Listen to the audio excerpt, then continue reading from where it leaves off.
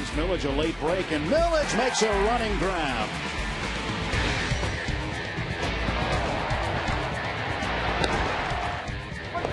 Ball down to third, to second for one, back to first, double play right around the horn. And Milledge backs into left center, a base hit.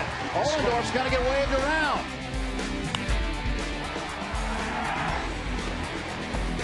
LaRoche reaches into the dugout and makes the grab.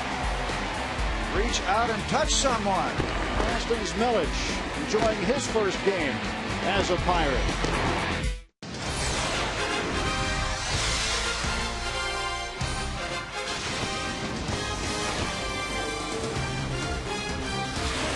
It was an exciting win last night for the Pittsburgh Pirates, now trying to make it 2 in a row over the Washington Nationals. This 4-game series continues. Jody Messina performing live in concert after the game. Eaton Park scratch and win Saturday night, and folks hoping the Pirates win Game 2 of the 4-game series. Pirates have been much better at home. In fact, they have the 4th best home record in the National League. Greg Brown along with Steve Last for Game 2 of the series.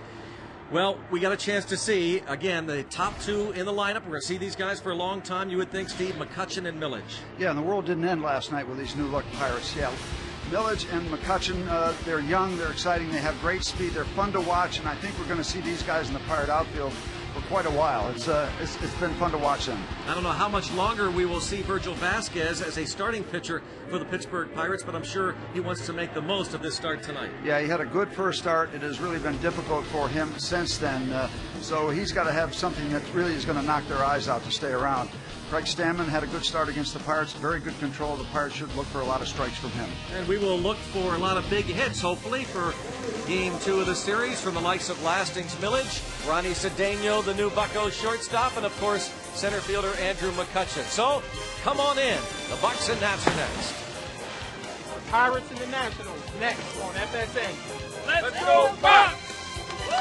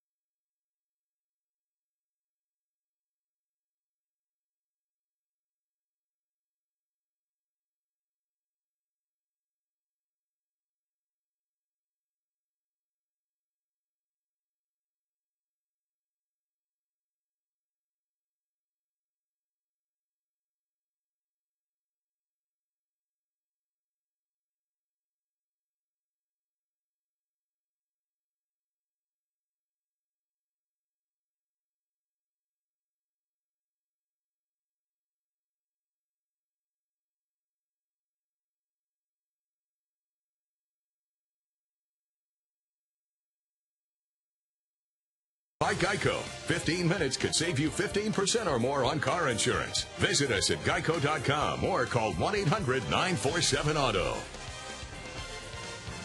Ready to play ball for Game 2 of the 4-game series. Gorgeous night for baseball here in Pittsburgh, Pennsylvania.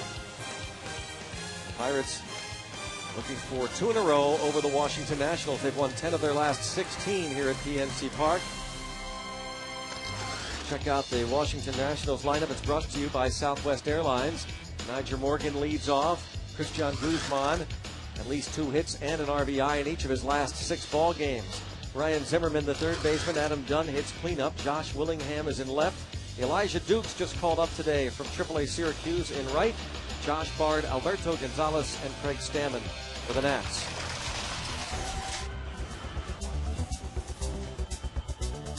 And defensively behind Virgil, Millage, McCutchen, Moss in the outfield left to right. LaRoche and Cedeno on the left side. Young, Jones on the right. Domet catching Virgil Vasquez.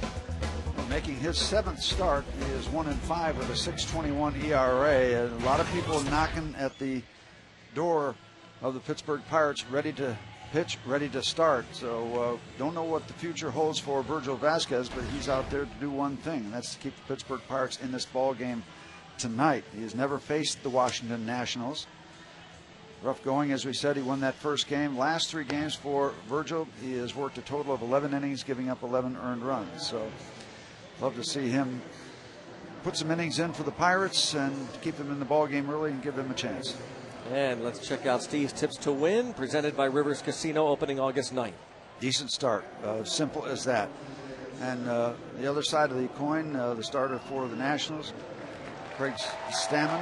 Well, does he have stamina? He's been very strong. In fact, last start against the Pirates, he retired 19 of the first 20 batters, but then the Pirates got to him. So see what his stamina looks like tonight. Underway, it's Nyjer Morgan, who gets a fine reception from the folks here in Pittsburgh. He became a crowd favorite, fan favorite, in a short time, and the Nationals liking Nyjer Morgan too. He bunts the ball up in the air, and the catch made by Domet.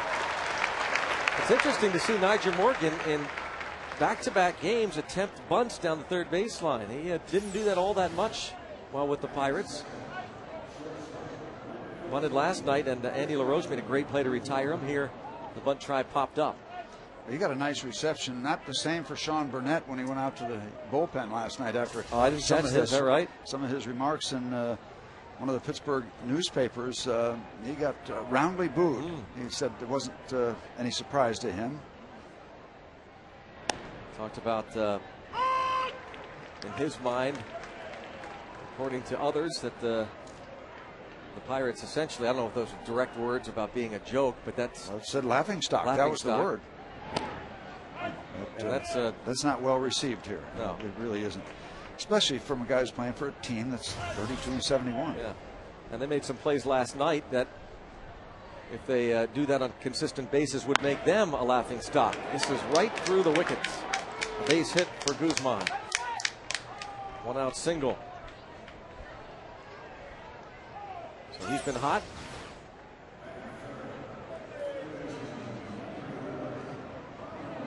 He's basically a croquet play.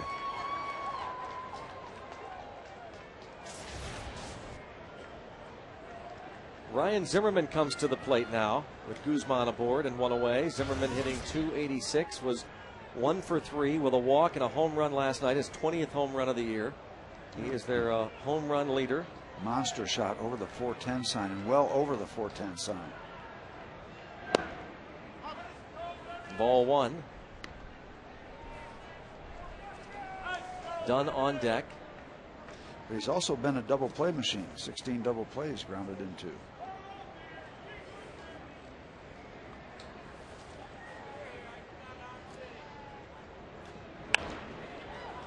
And fights that one off for a base hit to center, putting runners at the corners. Now McCutchen will throw to third. No chance. It's first and third. And that's just basically pure strength. That ball was hit seemingly on the handle.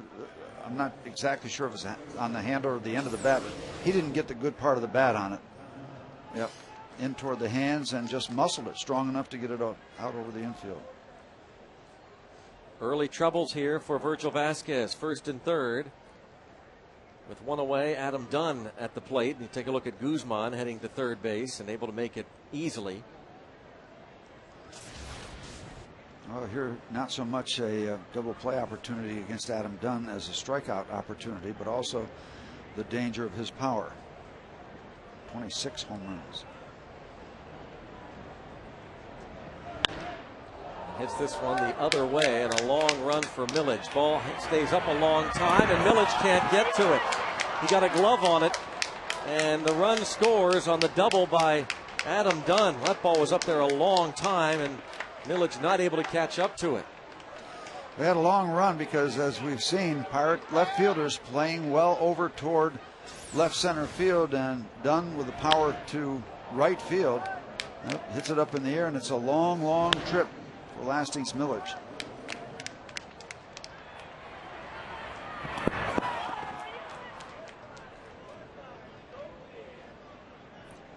That close. Josh Willingham.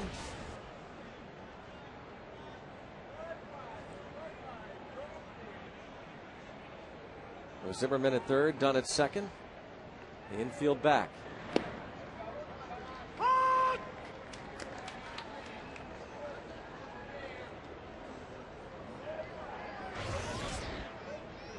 Willingham 16 homers, 39 runs batted in.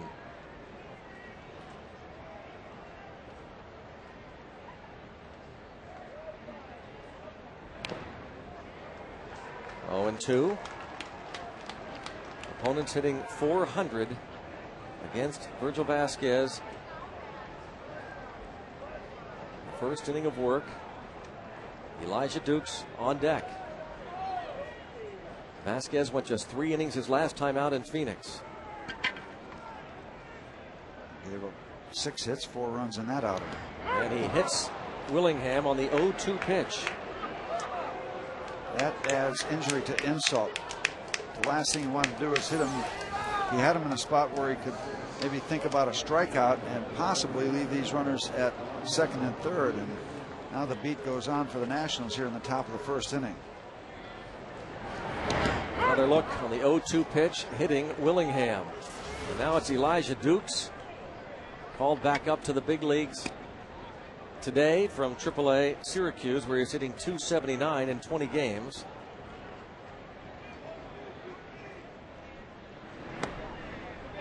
Ball 1.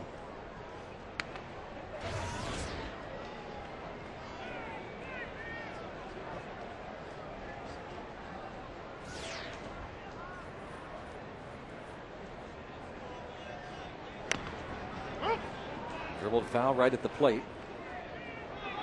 Need that ball to be another yard out in front of home plate for Doumit to pick it up, touch home plate, and throw it to first.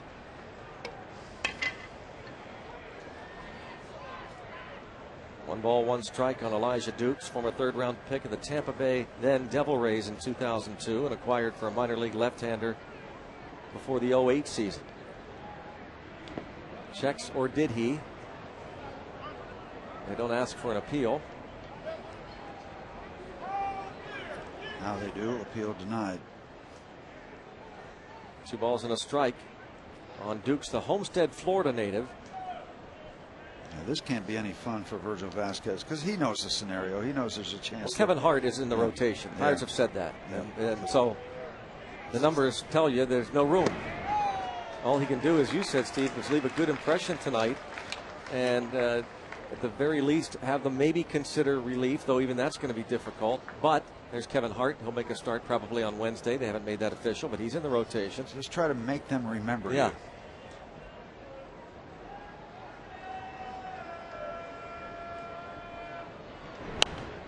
Stays 2-2.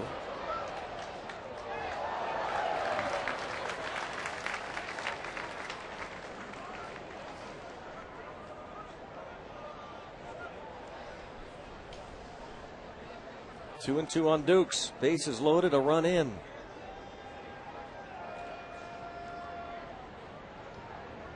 And then he stays alive. Virgil stays with the hook. Got hurt with a couple of early fastballs and then hit Willingham with a fastball. Fastball wary right now. Dukes has hit 6 homers in the big leagues this season in 57 games with 30 runs batted in. Let's see if they finally do go to a fastball to try. No, outside. It's a fly ball to center. This will be a sacrifice fly and give the Nationals a 2-0 lead. McCutchen will throw towards second. Well, he's actually throwing toward the plate as he realizes that Dunn isn't even considering, apparently, tagging and going to third. So sacrifice fly for Dukes makes it a 2-0 game.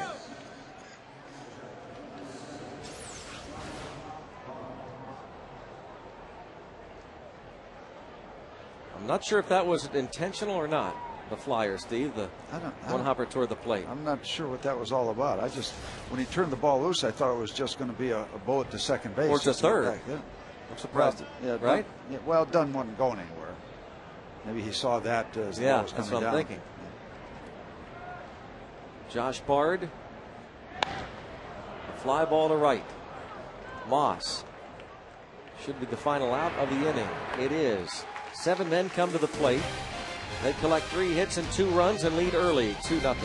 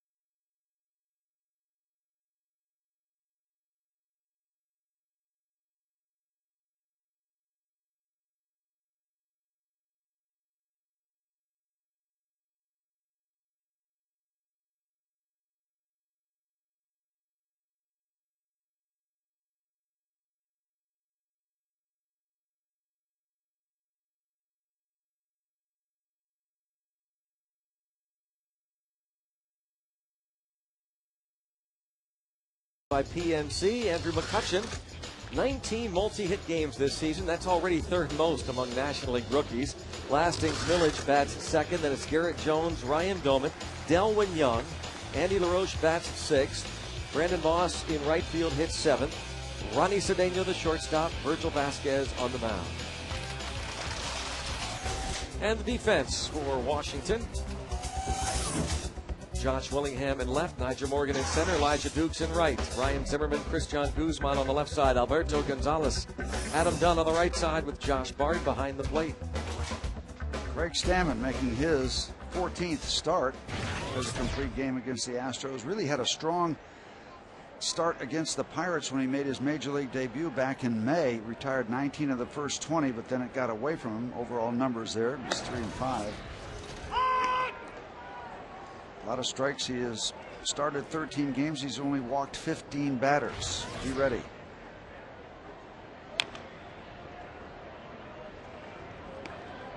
To the count on McCutchen, and Steve said earlier the tips to win. One of his tips, stamina. How much stamina does Stammen have?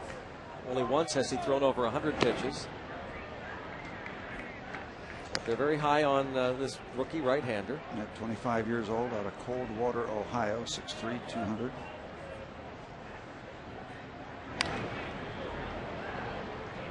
Pirates saw him back on the 21st. The Nationals were talking about a strike thrower, and he has been that.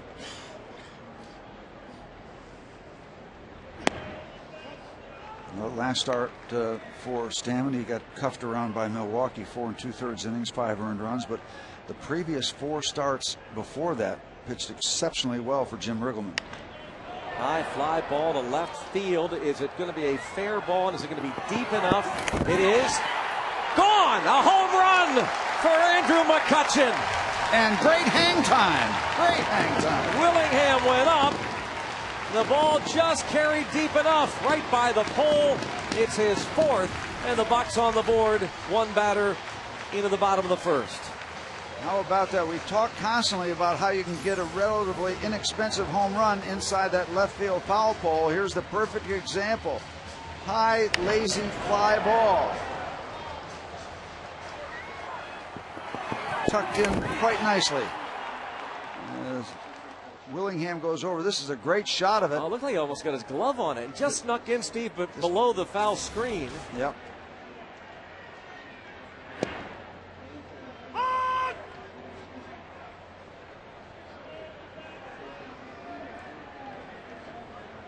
Second time the Pirates have led off there at bat in the ball game with a home run as Millage bounces it foul. Yep. Okay, the tail of the tape, 326 feet. You see the 325, and just over that. See, there's a little notch. There's a little rise in the foam padding, and then it goes down lower on each side. And I think that got on the left side of that little rise. Just enough.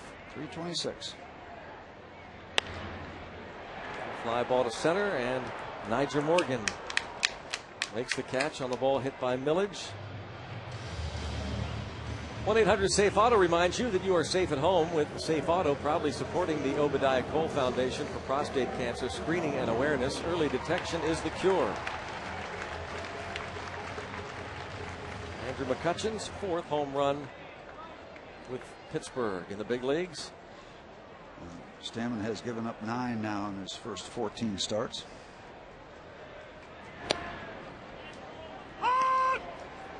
Here's Garrett Jones in the running for Rookie of the Month.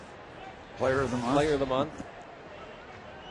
See what the second month of action has in store for Garrett Jones. He led the major leagues in home runs in the month of July with 10. The last Pirate player to lead the majors alone in home runs in any calendar month was Willie Stargell, who hit 11 in April of 1971.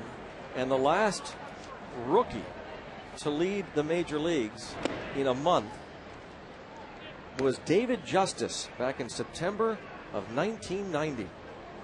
That is quite a feat. Garrett Jones, 10 home runs in the month of July, and he hits this ball toward the gap in left center field, and a base hit in front of Nyjer Morgan.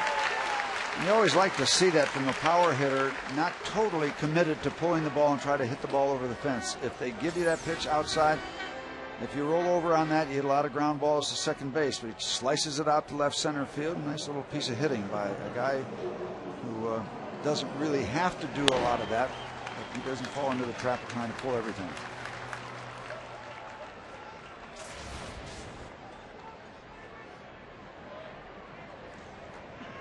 He'll still you base 2. Broken bat roller to second. A double play gets the Nationals out of that, but a leadoff home run for Andrew McCutchen. The Pirates are on the board, cut that lead to 2-1. On to the second.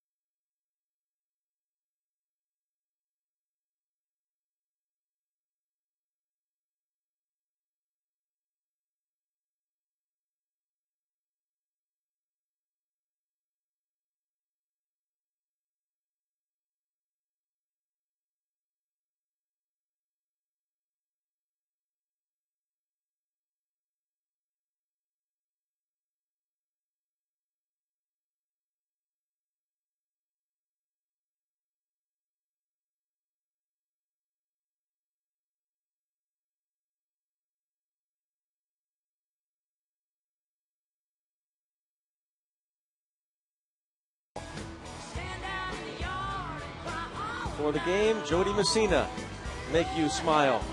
The first pitch One hopper to Ross Ohlendorf.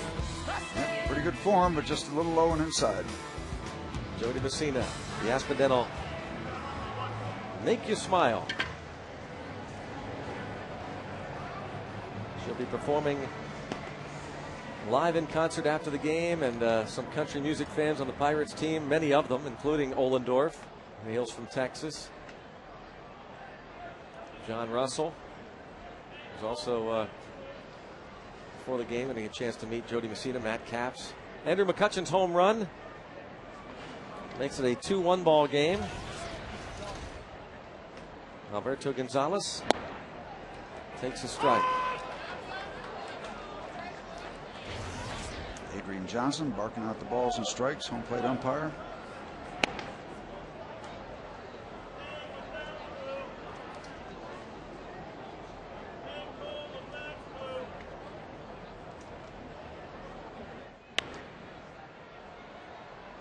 In foul territory, Garrett Jones.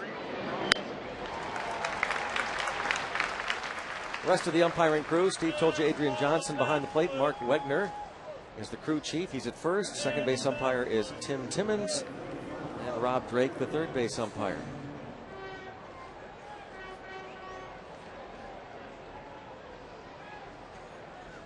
Pitcher Craig Stammen.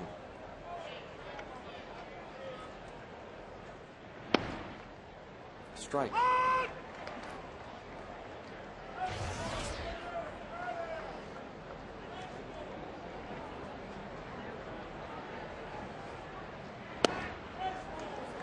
Another strike. 0-2.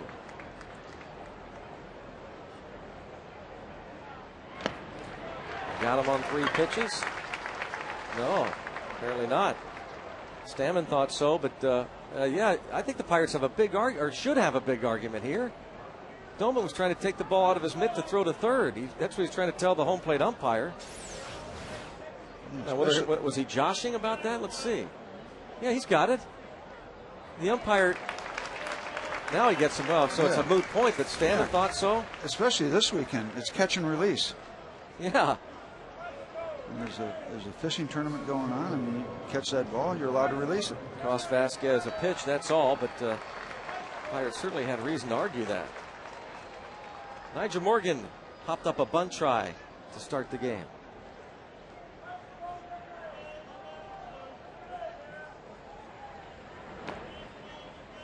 Shows bunt again.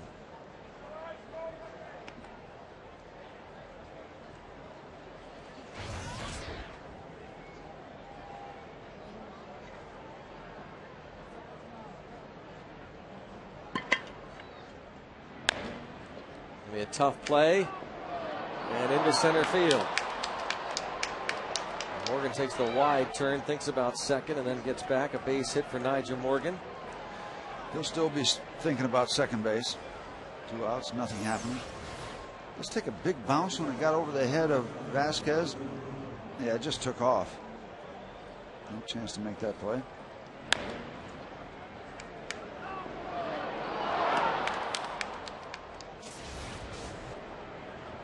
Morgan with 32 stolen bases and caught 14 times.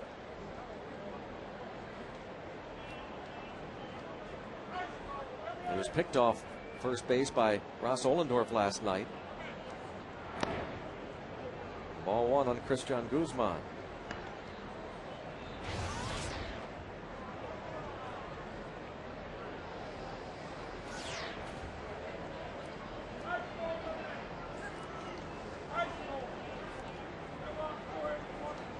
Marquise Grissom, the first base coach for the Nats.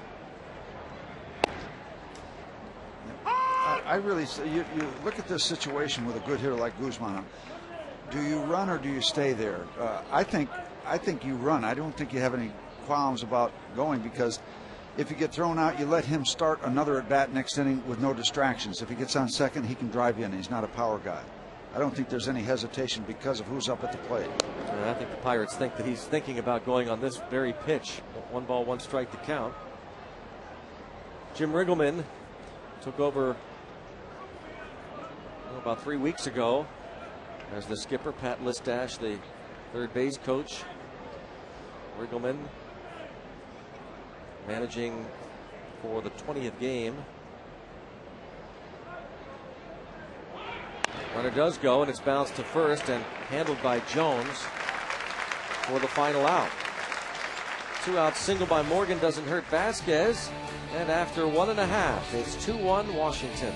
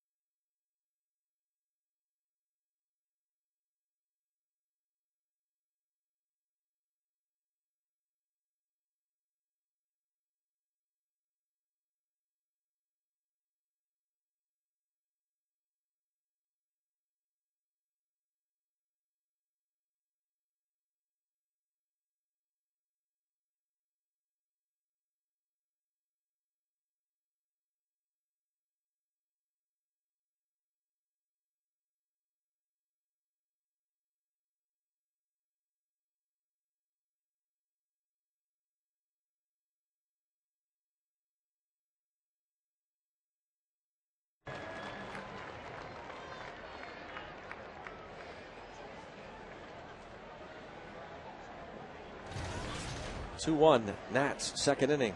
Joe Kerrigan talking with Virgil Vasquez, who is standing, and seated is the catcher Ryan Doumit. Delwin Young. You got to kind of like these matchups. The Pirates left-hand hitters. You got a group in there that you hope would have some success against Stammen. Gonzalez on the backhand retires Delwin Young. 2009 Pirates baseball on FSN Pittsburgh, brought to you by Southwest Airlines. Southwest Airlines is ready when you are. Go to southwest.com, grab your bag. It's on.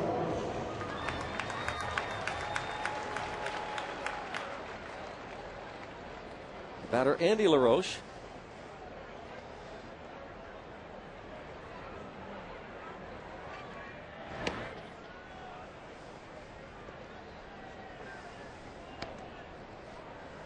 One ball, no strikes.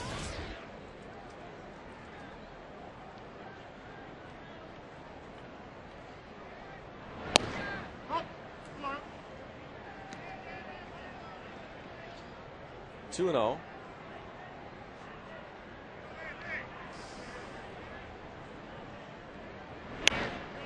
And gets under this and pops it up on the left side of the infield. Shortstop Guzman. 2 up, 2 down for Craig Stammen. And it's Brandon Moss.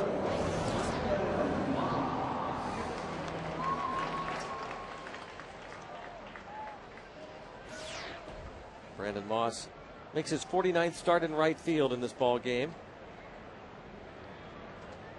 Has hit 4 home runs in his last 18 games, covering 49 at bats.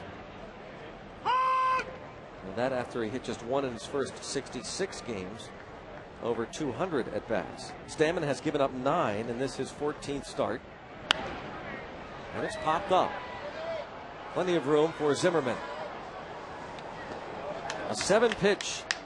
Bottom of the second comes to an end. On to the third. 2-1 Washington.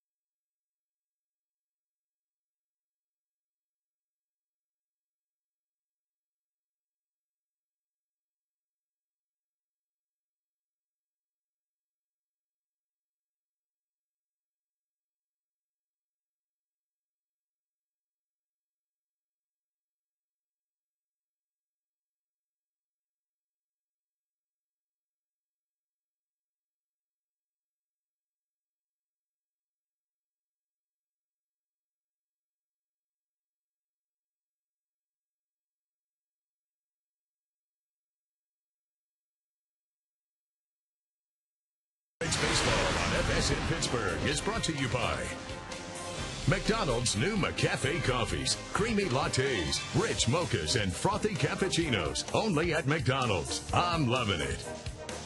And by Day Automotive. We're going to make your day. We're back. Third inning. Ready to go. Strike on Ryan Zimmerman. He singled and scored in the first. He'll be followed by Adam Dunn and Josh Willingham.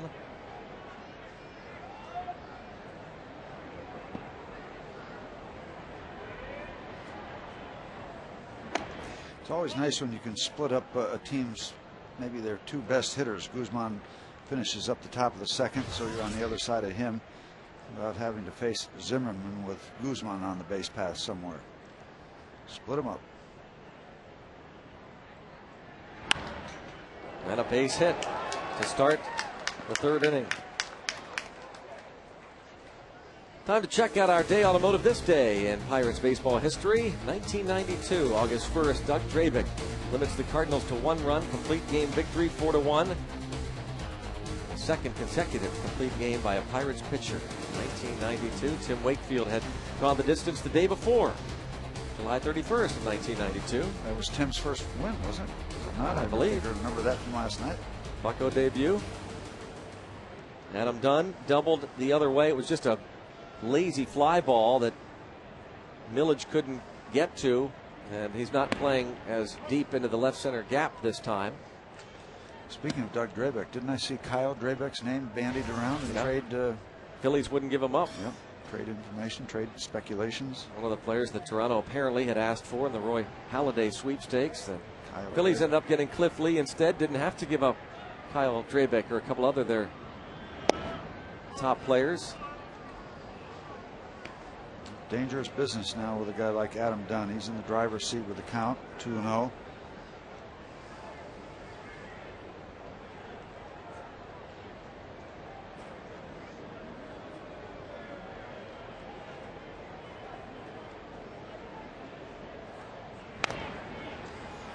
The ball that Dunn hit slicing away will give you that, but Millage did finally get there outstretched, and I bet Lastings Millage would tell you that he should have caught that ball. Looks like I don't know, it looks as though he almost starts to short arm it a bit as he approaches that wall, and that'll come with time too. Figuring out how much room you have. It's not an easy left field to play, but he will tell you that. Oh, look out. Spanked down that way. 2-2. This guy turns on it. A lot of power is produced. Adam Dunn. Now you're back even in the count. See if you can make him chase. He does a good bit of that.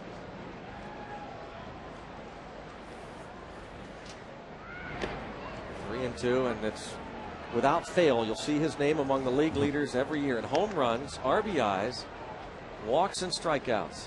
115 Ks so far. On pace to get in that 200 strikeout neighborhood, perhaps. 78 walks, so he's on his normal walk pace. And he'll have about 40 home runs when it all shakes out.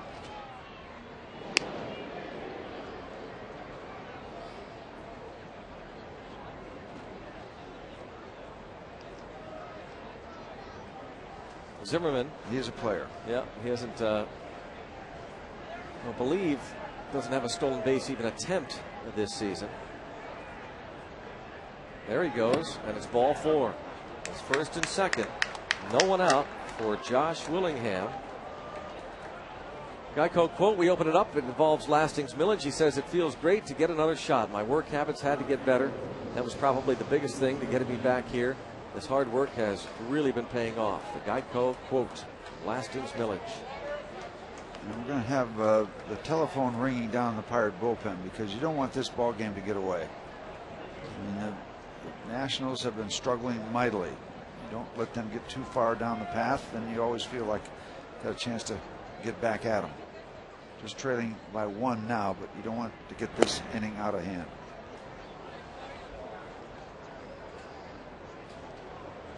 And time is called. Joe Kerrigan, as Karstens has just started to loosen up.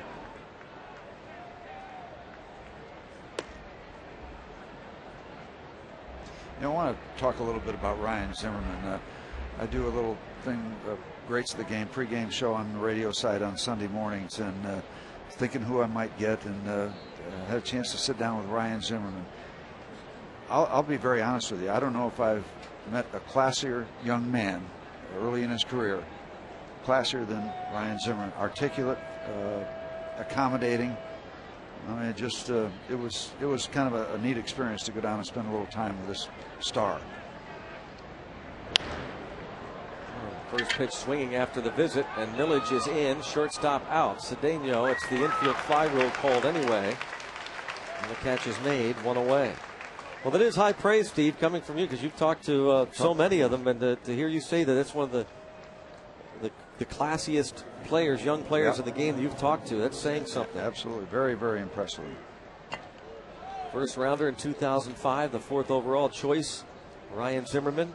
Yeah, you go down with a recorder in your hand and you're begging, many times you feel like you're begging. Ryan Zimmerman said, yeah, sure. Are you ready to do it now? He asked me if I was ready to do that. Broken bat roller, shortstop Cedeno to Delwyn Young, and they turn the double play. Nice visit by Joe Kerrigan. Yeah, a pop up and a DP.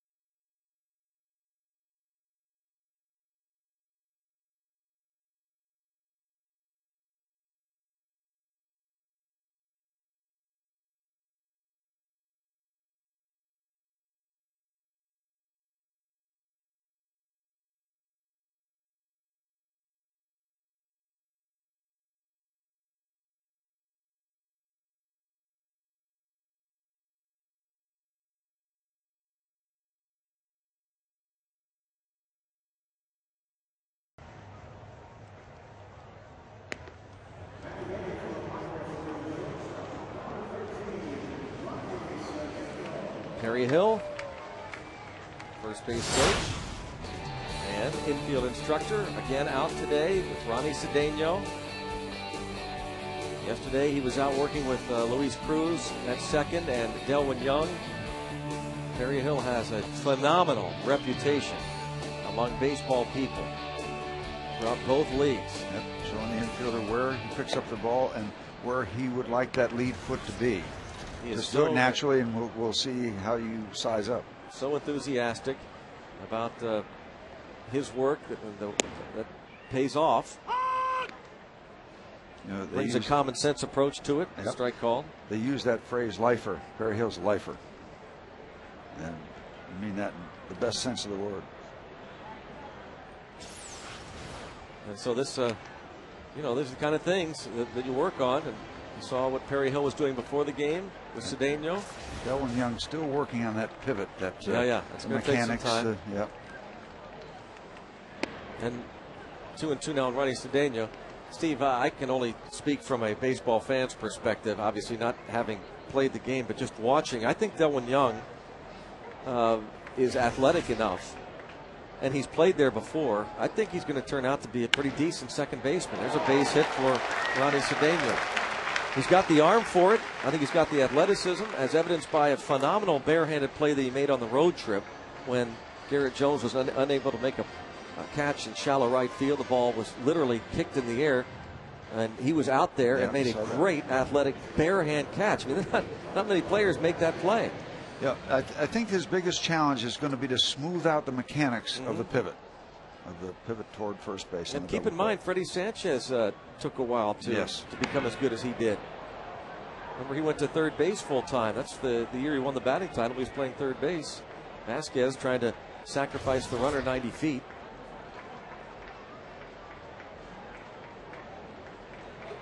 But Delwyn Young is starting just his 8th game this season at second base. Keep that in mind too.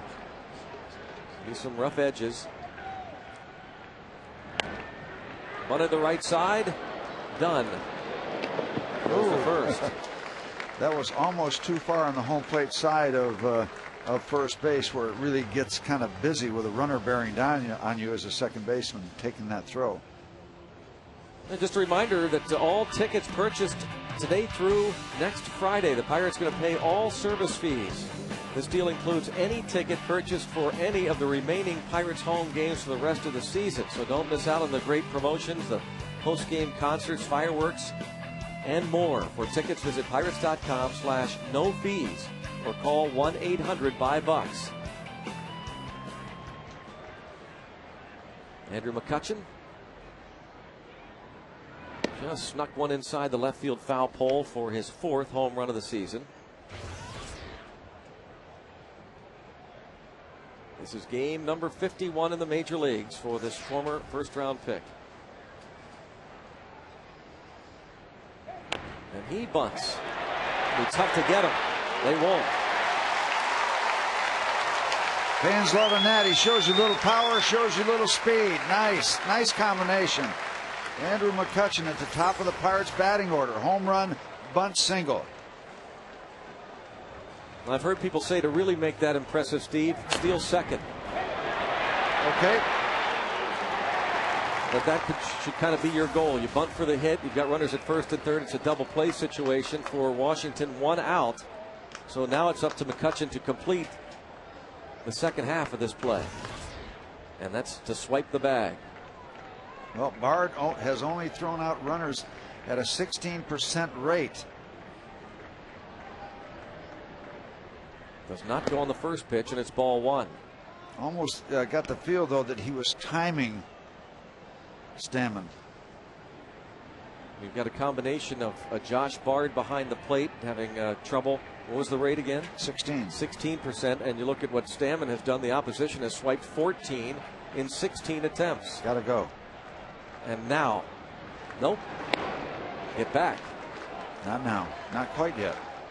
Yeah, all those factors add up to an attempt. 9 for 9 for McCutchen at the big league level. Another factor that lends itself to going. Not this time. A line to left field for Millage. Boy, he turned on that one, didn't he? Pirates have tied it. McCutchen going to be raised by Rich Donnelly. He is flying. He'll score without a throw. Nobody that we have seen goes from first to third or second to home like Andrew McCutchen. And the Bucks take a 3-2 lead on the Millage 2-run double. A little more M&M this evening following last night's, what were they, 4 for 7, 4 for 8, something like that. Very much involved in the 5-4 win. And Millage just blisters this ball down against the left field wall. And there goes Mr. McCutchen. Yep, okay, that's just the beginning. We're going to flatten out around second base, and then, as they say, your man says, get her done. He gets it done. Impressive inning here. Ronnie Cedeno, one of the new Pirates, starts the inning off with a ground single. Vasquez bunts him to second. McCutchen, the bunt hit, sets the table for Millage, who drives in 2 more. Not a bad start in Millage's Pirates career, huh? 6 at bats, 4 ribbies. And you just had a little shot of Virgil Vasquez. Let's not discount the fact in the top of the 3rd inning, he's back on his heels a little bit and put up a 0 when the Nationals could have gotten things a little bit out of hand. So nice little combination of a pitcher tightening up and the Pirates getting the bats going. Nice stuff.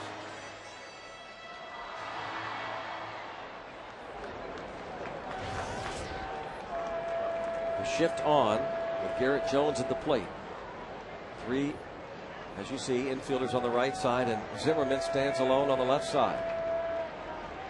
There's a way to beat this shift. Fly ball to right. Deep. Dukes back. Warning track. Wall, and makes the grab. Wow, what a play that is. Elijah Dukes stuck with it.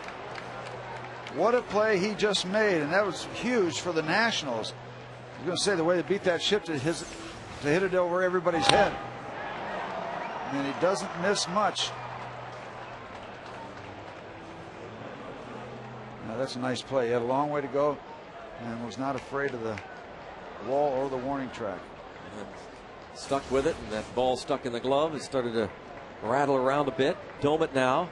Hit into a 4-6-3 inning-ending double play in the first. Takes a strike. A lot different than the first time they faced Stammen. I told you he retired 19 out of the first 20. Think of that. You know, that takes you into the 7th inning. He was dominant.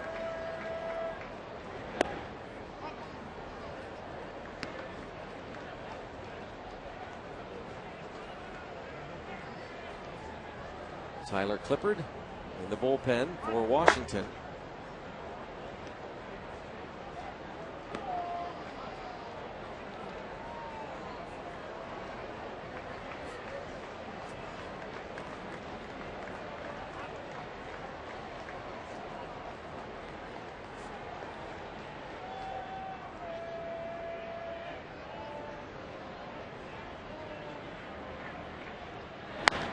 Ground ball. It's a fair ball and a pick by Dunn.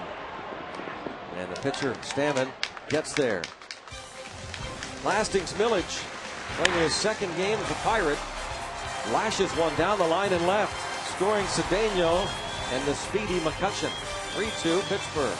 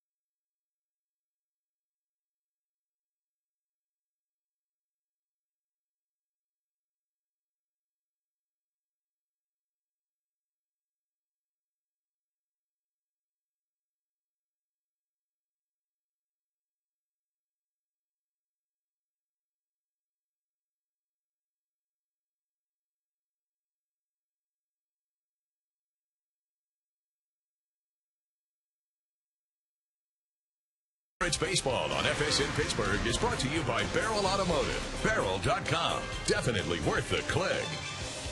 And by Aflac. We've got you under our wing. Welcome back to PNC Park. The Aflac trivia question coming up here. The Buccos on top now, 3-2. First player in Nationals franchise history to be inducted into the Hall of Fame. Well, that's Franchise history is the key. It had to be one of the Senators. Montreal. Oh. No, this is not the Senators. This is the Expos. So who was the first Expos player? Andre Dawson? Carter? God, you got it. Dawson's not in the Hall of Fame. I was wondering if he was in the Hall, but the trailer jumped on that one.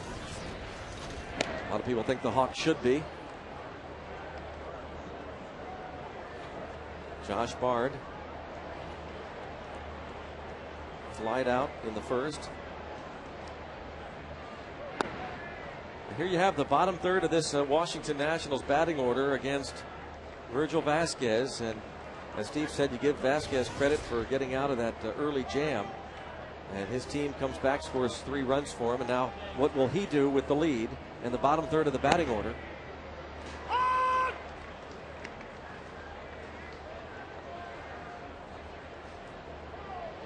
Bard, Alberto Gonzalez, and the pitcher, Stammen. And a base hit up the middle.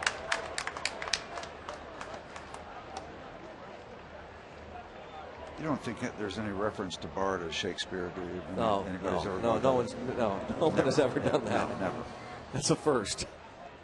And speaking of the first through the third innings, not great for Virgil Vasquez.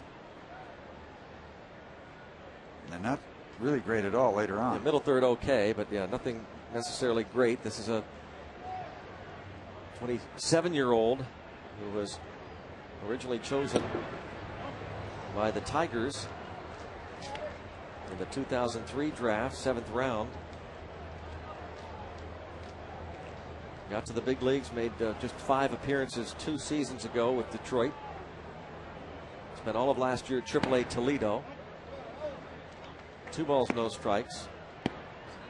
Over the winter, the Tigers did not keep him on the roster.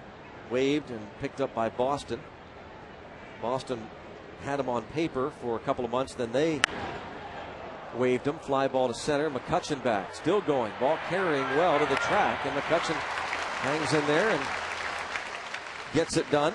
Yeah, another good job by Vasquez to get him. You don't want to walk Gonzalez. That way you allow Stammen to bunt the guys over, and he can't handle it that well at all. So important that you get that first out. Now he's still going to be bunting, but he, in doing so, would represent the second out. You don't want him up there with 2 on and nobody out. Absolutely. So good to come back from that 2-0 count.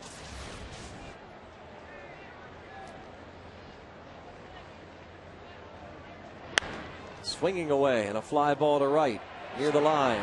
Catch made. Leadoff hit, fly ball to center, fly ball to right. Joe Kerrigan. And our Barrel.com National League ERA leaders at home. That's why the Pirates are much better at home. Their ERA in their home yard, you see, ranks 5th in the league. And how you explain that?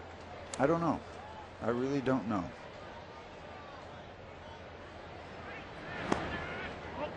People say you play better at home. Well, you shouldn't play it better at home. You should play. But Steve, let me ask you this: aren't there some parks that are considered pitchers' parks? Yeah, but you know, that's trouble. Toward right, Morgan thought it was a foul all the way, and he was just standing there, and he was turned out to be right. I thought that was in the corner. Pitchers' ballparks. If they're pitchers' ballparks, that means they're big ballparks. Big ballparks, there's a lot of places for balls to fall in. I don't like. I don't. To me, there are excuses when you say you pitch better at home for whatever. It's got to be a coincidence if it happens. You should have the same approach at 60 feet 6 inches, no matter where you're pitching. That should be the primary focus. And a base hit for Morgan into left. His second hit. He hit 388 in 26 games for the month of July, coming over from the Pirates. Another candidate for player of the month. The stolen bases. And there were a handful of players. It was tough voting. Jones, Morgan. Garrett Jones, of course. Jimmy Rollins had a great month. Derek Lee, Albert Pujols, of course. Ludwig. Ryan Ludwig. Yep. Christian Guzman has singled to center and bounced to first. 2 outs, 2 on. And Vasquez starts him off with a breaking ball for a strike.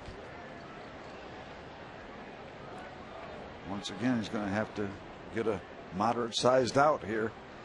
Pirates have taken the lead 3-2, still quite early, but you don't want things to get out of hand. He needs an out. And in front of Guzman 0-2, and with a couple breaking balls, and he's been leaning on the soft stuff. Guzman A 300 hitter, 315 as a right-hand batter, 301 from the left side. Another look at the foul ball. It's pretty remarkable to look at his plate appearances. 365, a total of 9 walks. Cedeno stays with it, but Young doesn't get to second, so he throws to first for the out there. Good play, good heads-up play by Cedeno to adjust and get the only out that was available.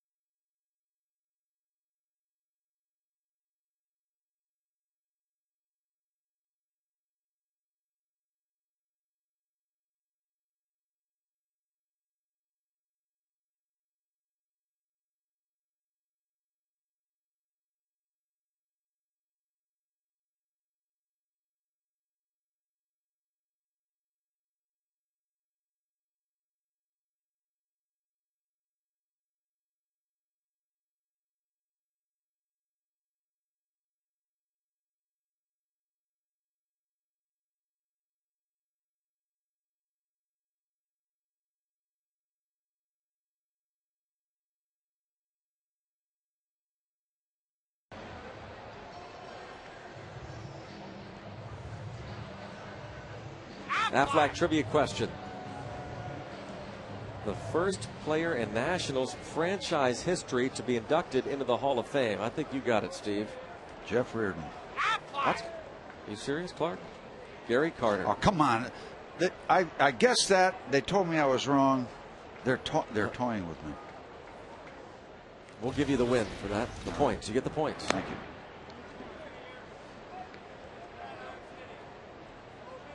These guys can do it.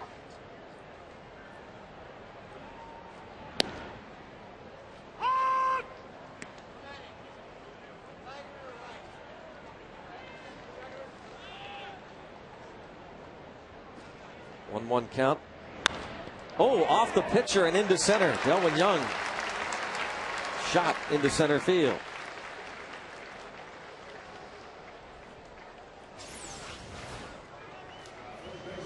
Got a piece of Stammen. Yep. Off the calf. Didn't get the lucky bounce to an infielder. Now it's right back at it in the bottom of the 4th. Pirates with 6 hits now. Andy LaRoche popped to short in the 2nd inning.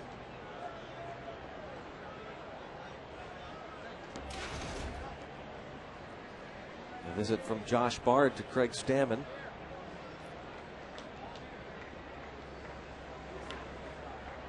Stammen, as Steve told you, had a real fine start in D.C. against the Bucks. This 24-year-old from Coldwater, Ohio. His first season in the big leagues. Yeah, the overall numbers didn't wind up looking that great. 6 1/3 innings, 4 runs, but he only gave up 4 hits and had that real early run. Tonight, the Pirates have been picking at him early.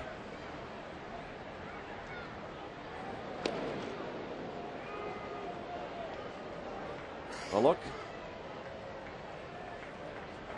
His numbers in that no decision. In fact, Andy LaRoche was the last batter he faced in that ball game. Nothing going for the Pirates there.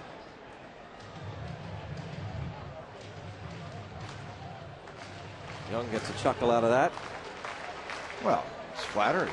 Yeah. Pitch out on me. 1 ball, 1 strike on Andy LaRoche. That must mean I'm a threat to go. LaRoche drives one to center, sending Morgan back toward the warning track, nearing the wall and off the wall. Delwyn Young will score. Andy LaRoche headed for third, and he's going to be there standing with a triple, and the Buccos take a 4-2 lead. And that ball was hit very hard. A lot of carry out to the Heinz sign in deep right center field. Nyjer Morgan could not catch up with it. Andy LaRoche, at this point, thinking he might have 3.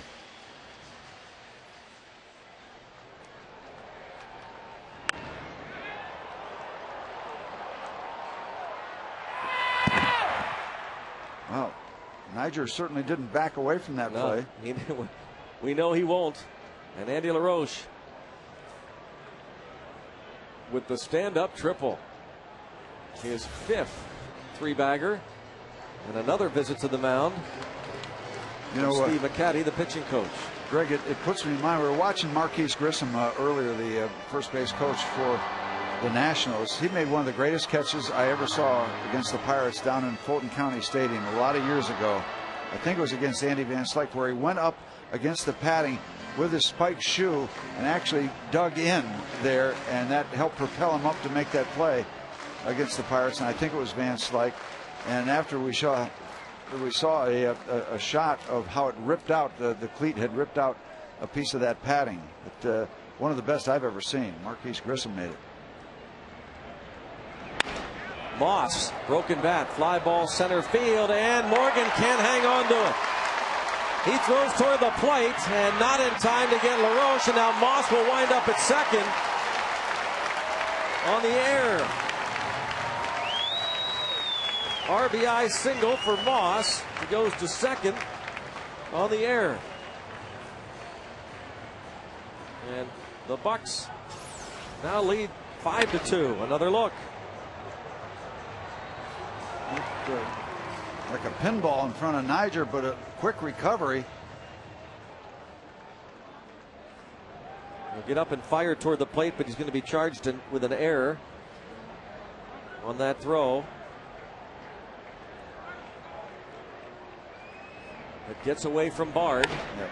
Another angle. Kind of a tough error on Nyjer Morgan. Bard could have slid out and just blocked that play. Did not have an out at home plate.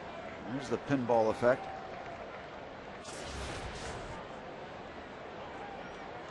Bucks up by 3. And Ronnie Cedeno at the plate. That's going to be it. Craig Stammen is going to be lifted after just 44 pitches. A very tough start for the rookie right-hander. Coming off a start in which he lasted only 4 2/3. Tyler Clippard coming on. Columbia Gas 811 call to the pen.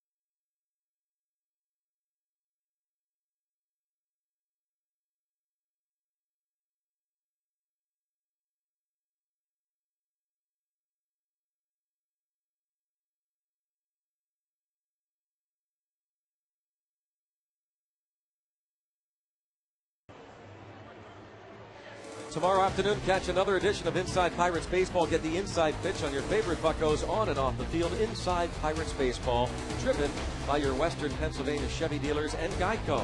Airs tomorrow at 12:30 right here on FSN. Great stories that you'll catch tomorrow at 12:30. The Go Bucks girls are here. And now here in relief, Tyler Clippard to face Ronnie Cedeno. Power guy, averaging more than a strikeout per inning.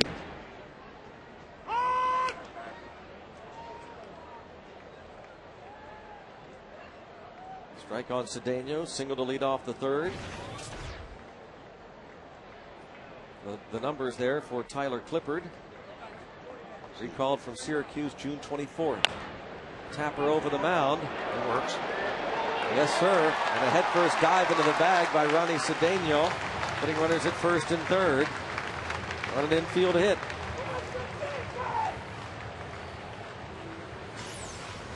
Ronnie Cedeno, 2 for 2.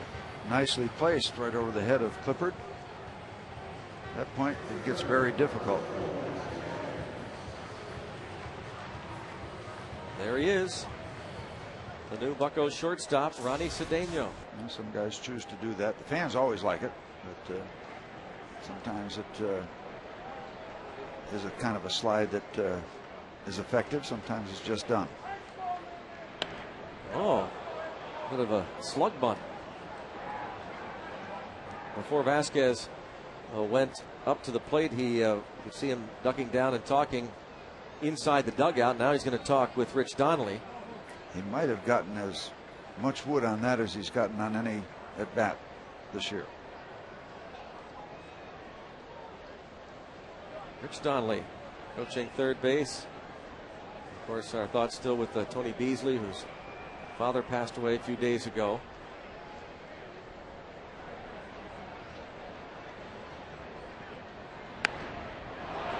And he pushes that bunt toward first and into no man's land. It's going to be a double play. Not sure what that was all about. I know I'm not sure. Vasquez looked like he was trying to do the same thing. Maybe not. Just a bad bunt. Double play. Goes 4-3.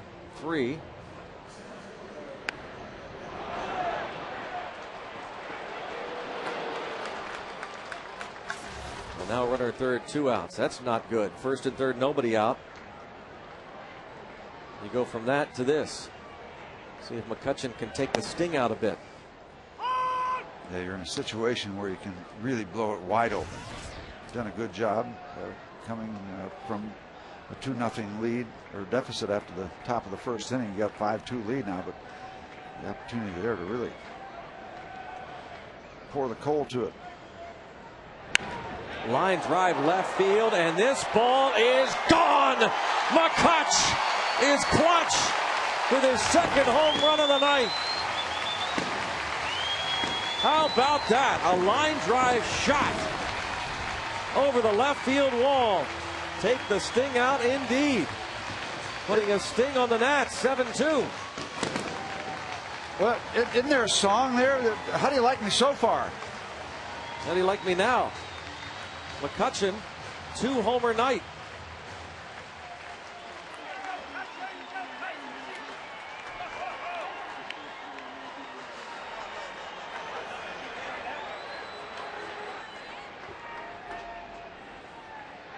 Lastings Millage takes a strike. Well, that closes the book on Stammen. Slams it. 6 runs in 3+ innings.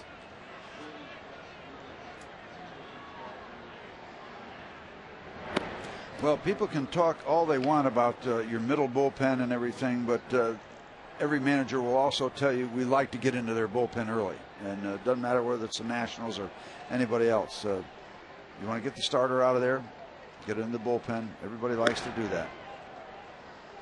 And the Pirates get into the Nationals bullpen here in the 4th inning. It could turn into a night where they have a lot of fun. Who knows? So far, it is. A solo homer and a 2-run line drive dinger.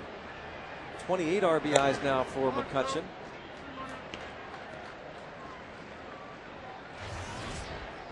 It's 3-1 on Millage. Well, the top two guys, what are they? 3 for 4. 4 RBIs, couple runs scored.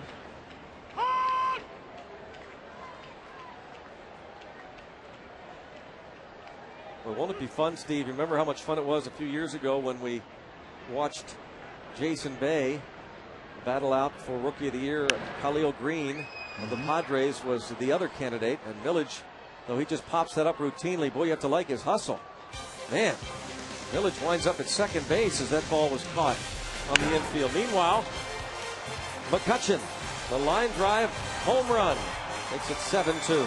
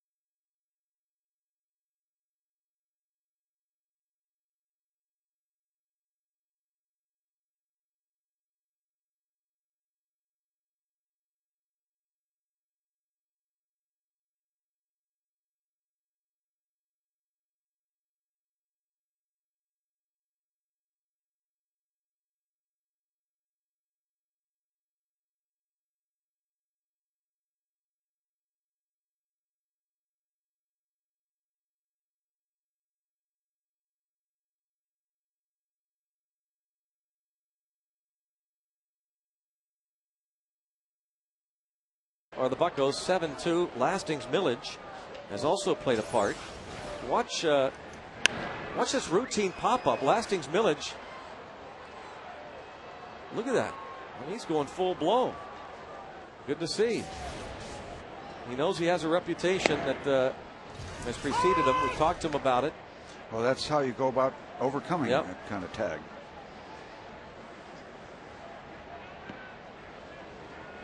Good stuff from Millage on a routine pop-up. And real good stuff from McCutchen. Yeah. Real good. That's what you like to see from your former #1 draft choice, don't you?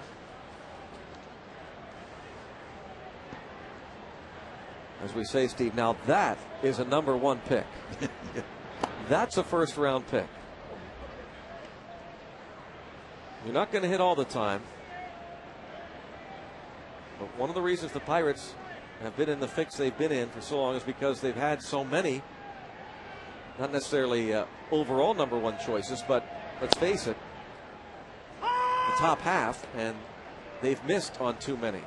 So Neil Huntington's job and his new staff, new scouting department, new talent evaluators. Yep, that's personnel evaluation. It still comes down to that.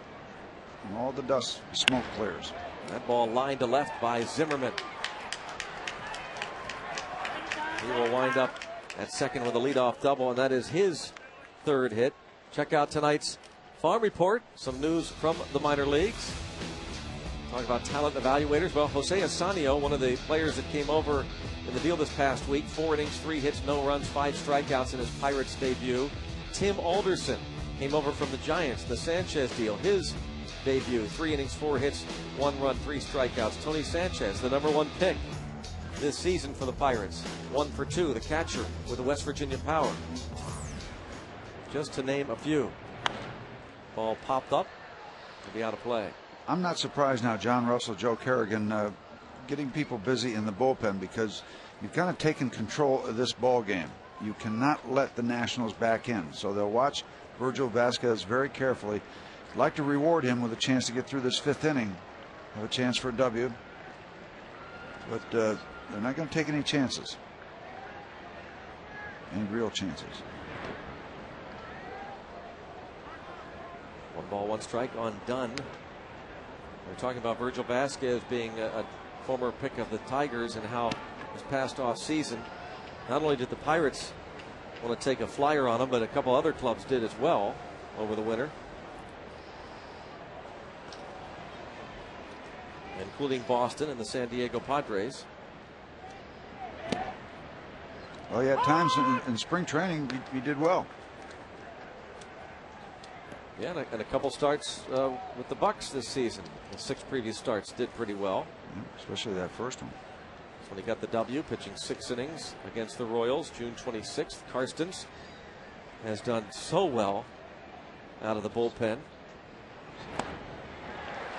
And Adam Dunn is done in that bat. A double, a walk, and a strikeout.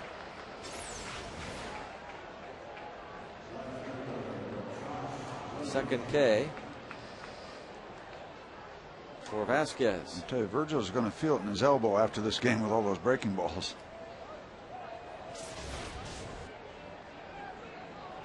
He needs to get 2 more outs this inning to qualify for a W. Willingham has been hit by a pitch and popped up. John Russell not concerned about getting Vasquez the win. He'd like to get it for him, but he won't wait much longer. And Vasquez knows he needs to get outs. He got that strikeout of Dunn, a big one. Falls behind Willingham 2-0. There is a little wiggle room for John Russell in this situation for Virgil.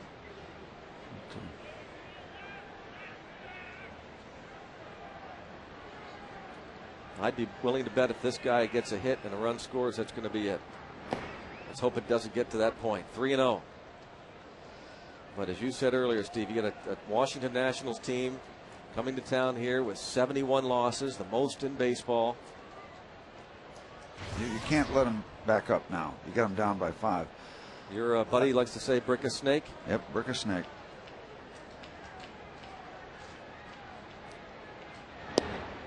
Four-pitch walk. We'll see if he faces Dukes. I'm guessing, and again, I'm guessing he's going to give one more hitter. Doman out. Dukes has hit a sacrifice fly to center and hit into a 6-4-3 double play. I think your speculation about a base hit and a run might have been different, but now the double play is still in order, so he could still get out of this. But I think he's got to get this guy out. I think it's down to that situation now. Can he get another ground ball from Elijah Dukes?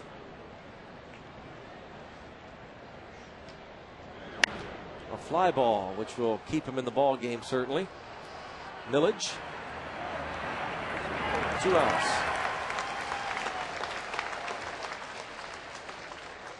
Lastings Millage makes the routine play in left.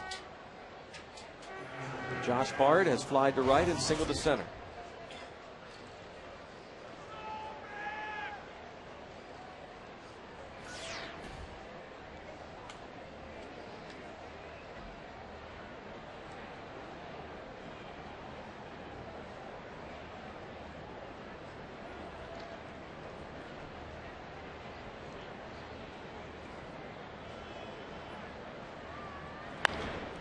Line to right, going to carry out to Moss and over his head. 1 run in. A long single for Josh Bard. Zimmerman scores to make it 7-3. John Russell already on the steps. That ball hit on a line. I thought it was going to carry over the head of Brandon Moss and just hit too hard. John Russell just kind of waiting now, too. Well, the batter, Alberto Gonzalez. No, he's not. He's going to let him have another man. Gonzalez has fouled out and hit a ball to the wall in center. And John trying to get him one more out. Get him one more out to qualify. I kind of like that. Kind of like John giving him that opportunity.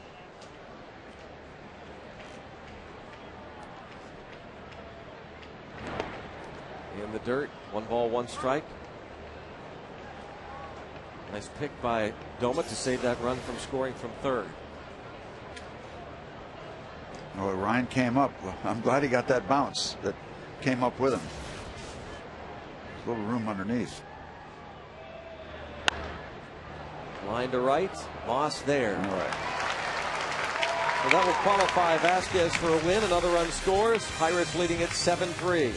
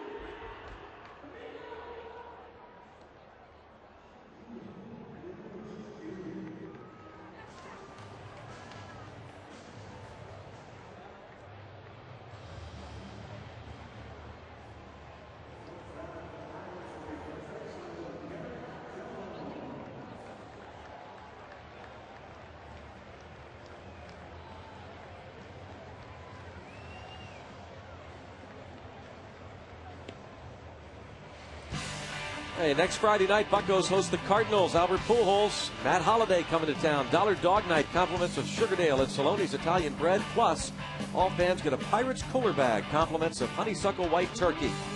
Next Friday night, 7:05, Pirates Cardinals here at PNC Park. Call 1-800-5BUCKS or visit pirates.com. Well, this kind of ball game, keep the pedal to the metal. Keep on scoring. I don't know how many it's going to take. Never do. Breaking pitch is a strike on Garrett Jones, who was robbed of a double by right fielder Elijah Dukes his last time up.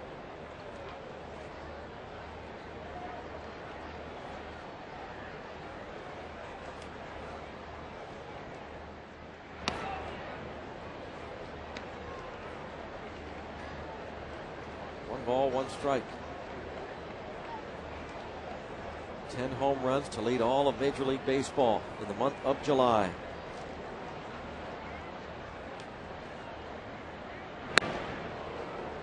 One and one there, 1-2. Well, so far the fans enjoying this, Greg. We got a nice turnout tonight. They're loving watching Andrew McCutchen play this ball game tonight.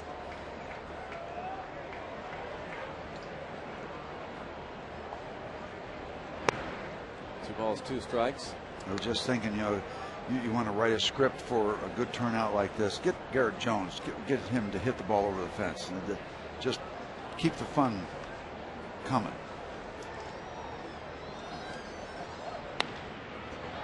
One hands that to right.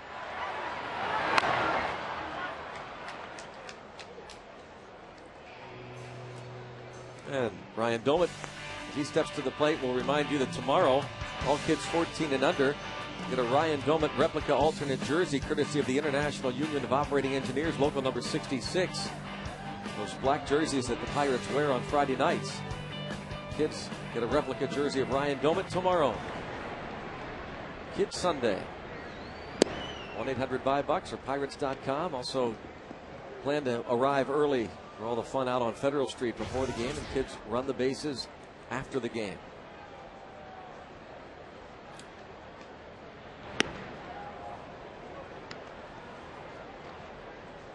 Domet tonight 0 for 2.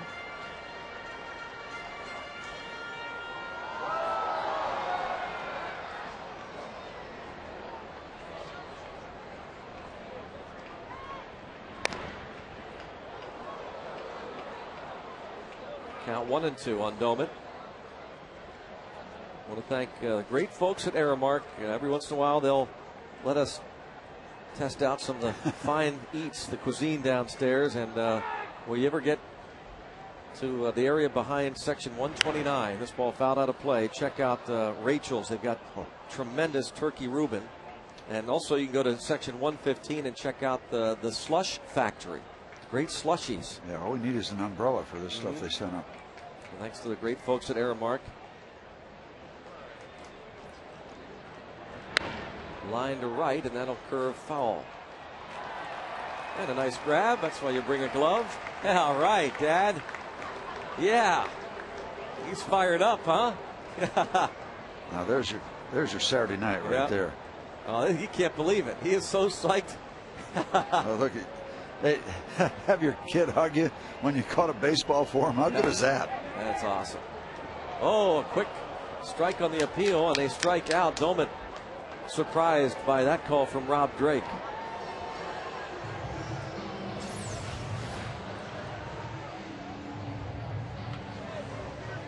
Quick appeal. One of those 50-50 deals.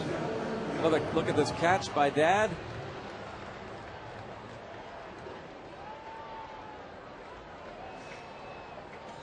And he was still holding on to him. Yeah. Wow. Pretty impressive. That is. That'll be a fun ride home from the ballpark tonight. Trust me. High-fiving everybody.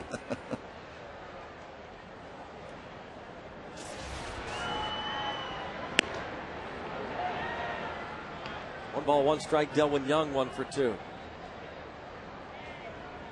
That's what it's all about. That's what makes this game so great. It's baseball.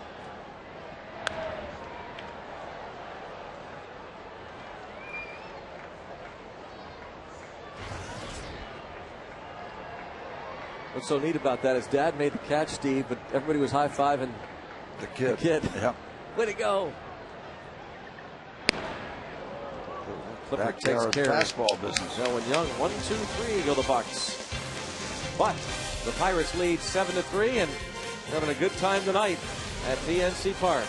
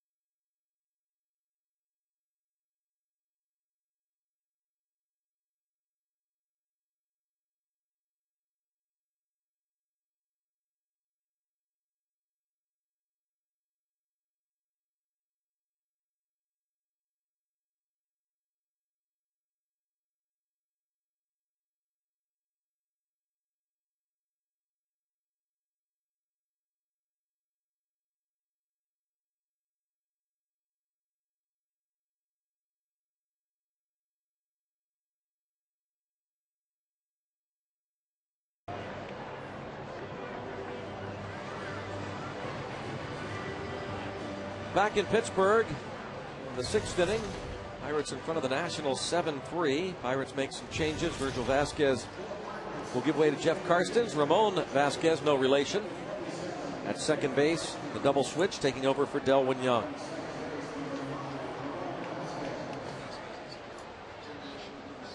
As we said, Karstens has been fabulous in this relief role. Those numbers reflect his overall ERA, 4.40. But out of the bullpen, he has blossomed. Virgil Vasquez goes 5, gives up 3 runs. Karstens in 16 relief outings has a 2.70 ERA.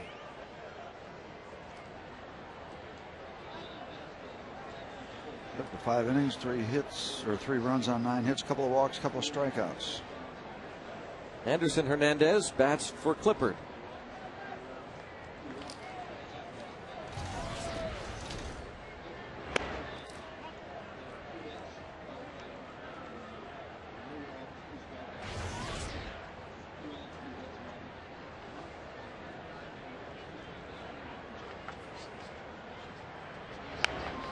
Foul out of play, 1-1.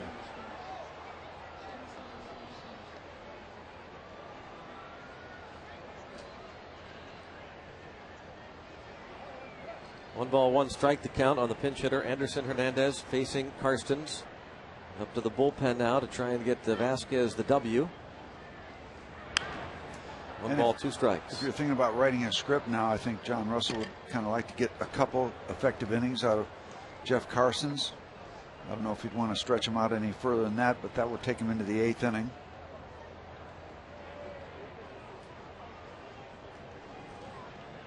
But he can. I mean, that's what they like about him. Well, the problem is you can't write the script. Yeah. No, I'm just saying Karstens can. Oh, yeah. He's got the ability now to be a long relief guy, short relief, early games, setup. Yeah, one of the reasons I said a couple, instead, there's no doubt in my mind he could give John Russell 3 innings. But given the situation, if they stretch it out and score some more runs, then you wouldn't have to stretch him. That's a deep to right by the pinch hitter. Then they'll hop off the wall.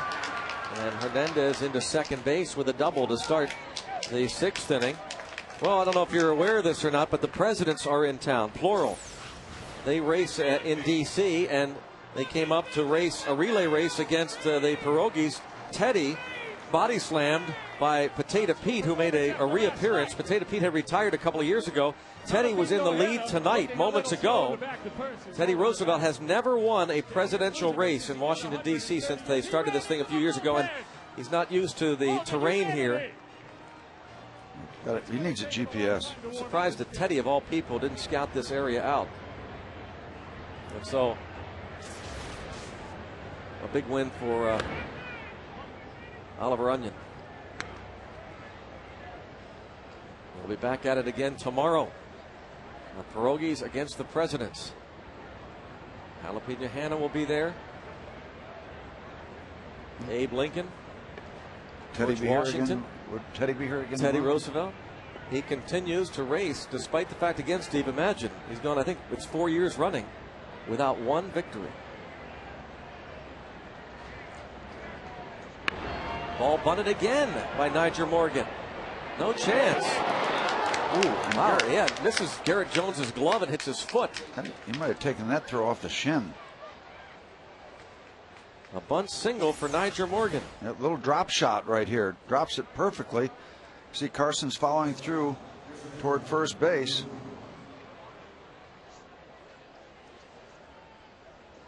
Niger Morgan, this is his first at bat. Watch Niger Morgan look down at Andy LaRoche and smile. Yeah, you're in at third. I'm coming after you. I'm going to get you because Andy LaRoche robbed him of a bunt single last night. Now it's first and third. No one out for Christian Guzman.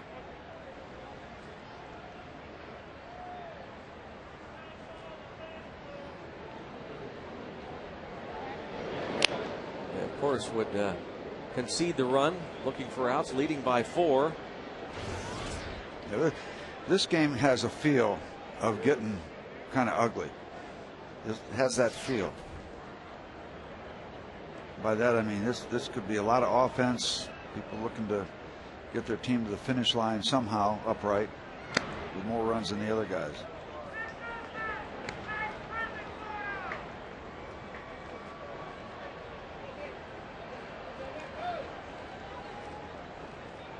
Guzman runs pretty well, has hit into just 5 double plays. Ryan Zimmerman leads the team, having hit into 16. He's on deck.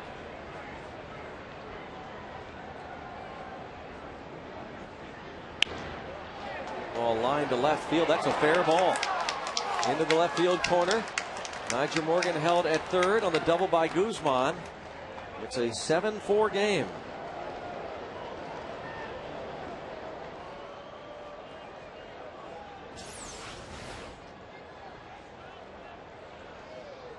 Just kind of reaching out and slapping that ball the opposite field.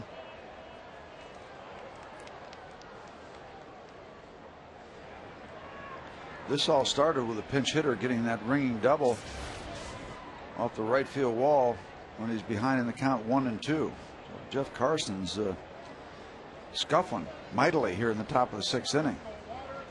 And with runners at second and third, no one out, faces Ryan Zimmerman. Now, do you walk what could be the potential tying run to load the bases? Play for the double play? I don't think so. Not this early. Leading by 3. He set up Adam Dunn on deck. I think they want Karstens to go after Zimmerman, try to get an out. Infield, of course, back. Karstens has given up the double off the wall and right, the bunt single, and now the double down the line and left. Well, it's a chance for Jeff Carsons to kind of toy around with Ryan Zimmerman a little bit with that open base. Doesn't have to really give in to him. Runners on second and third, nobody at first. Zimmerman, 2 singles and a double and a couple of runs scored tonight. Hit a home run last night.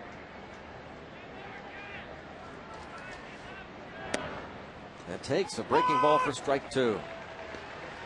Yep, out in front 0-2, very dangerous. That off-speed pitch up and in.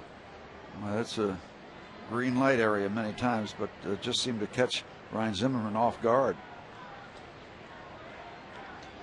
Now the chance for Jeff to make him chase something.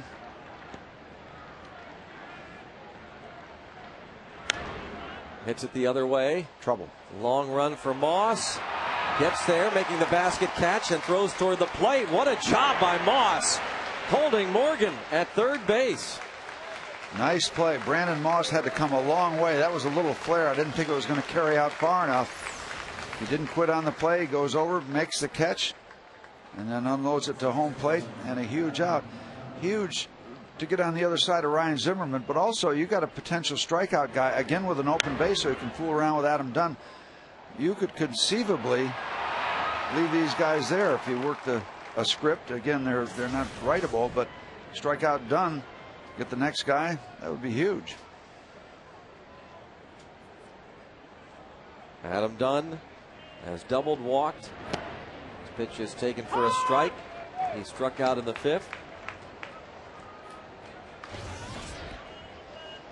You just keep wondering how long you can contain Adam Dunn, because he does a lot of things on the other side of the ledger also.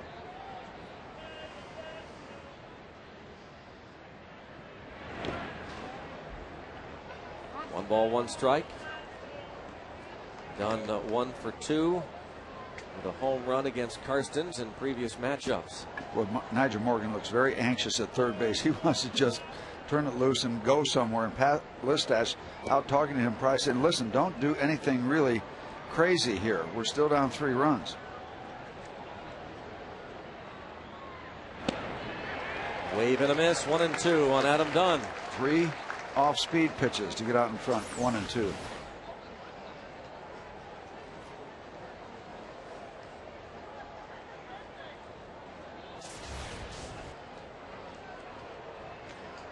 You stay with the off-speed pitcher, you go upstairs and try to get him to chase a high fastball.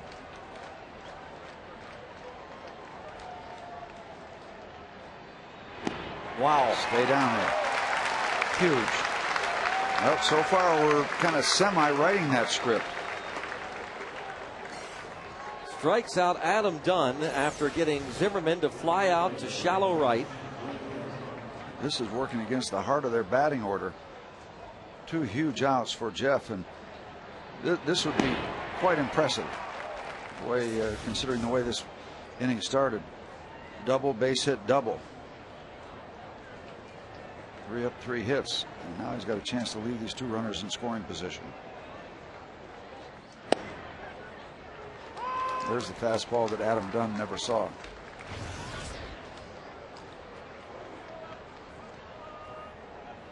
"16 home runs, 39 RBIs for Willingham. Morgan and Guzman the runners. 1 run in.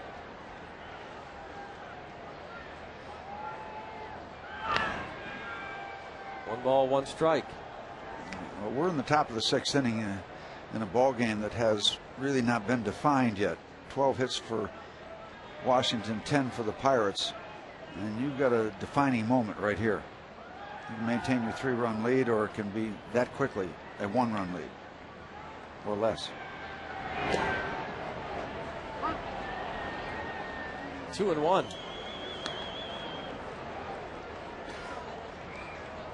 Again, still working with an open base at first with Dukes in the on-deck circle.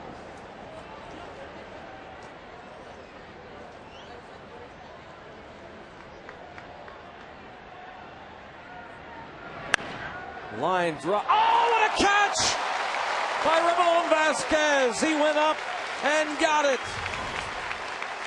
Robs Willingham of a 2-run single. And that might have been the defining moment so far in this ball game. What a catch. Pirates still lead it now, 7-4.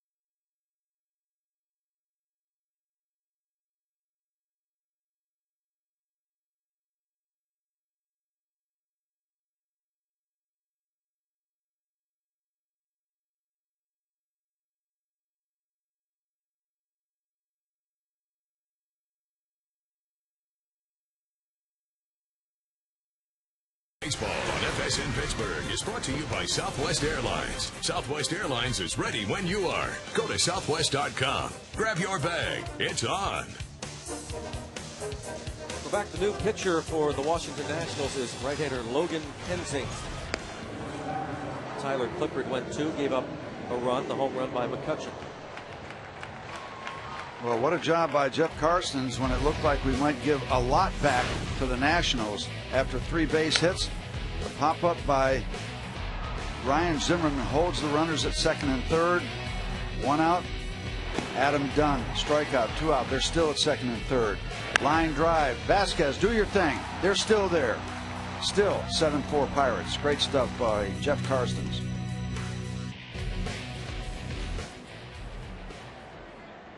Nicely done by Ramon Vasquez.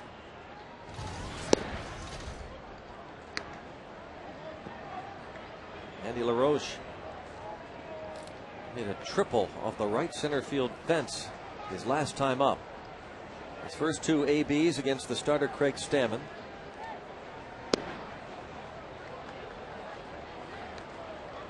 Logan Kensing falls behind 2-0.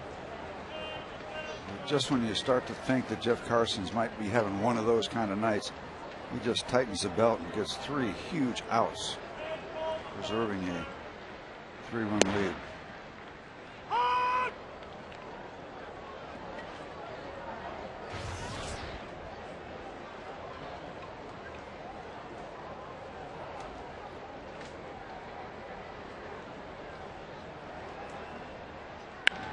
It's line to left field. Andy LaRoche. Last couple of at-bats, hitting the ball extremely hard. It's the Coors Light 6th inning. Time for tonight's Coors Light Freeze Cam. Andrew McCutchen has hit 2 home runs tonight. This one just inside the left field foul pole, sneaking over the fence. Coors Light Freeze Cam brought to you by Frost Brewed Coors Light, the world's most refreshing beer. Saw Willingham go up and try and rob McCutchen. McCutchen lined his 2nd home run of the game over the left field wall in the 4th inning. Moss, broken bat RBI single his last time up. He's fouled out to third and made a fabulous catch and throw to keep Morgan from scoring in the top half of the inning.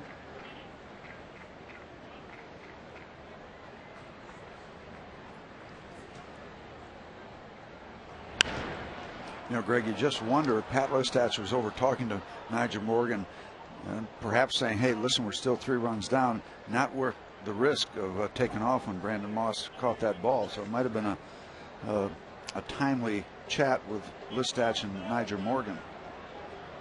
On the other hand, they may have been talking about a pizza after the game.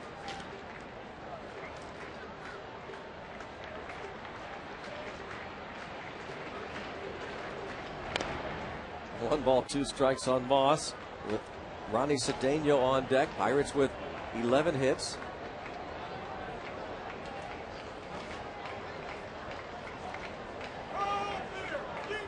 Brandon Moss, 291 at PNC Park, 218 on the road.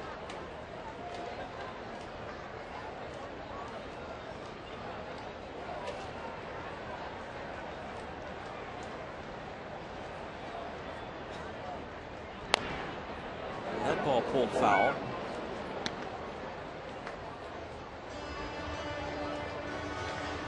Again, this game is starting to have the look now as we get deeper in, and the Pirates are going to go to the 7th inning with at least a 3-run lead. An exercise in just grinding out an out and another out, just scratching and trying to find ways to get out after out to get this thing to the 9th inning. Ball fouled out of play. That could change if they turn on some more offense, but if it stays like this, it's just it's going to be kind of a blue collar type of an effort from here on in.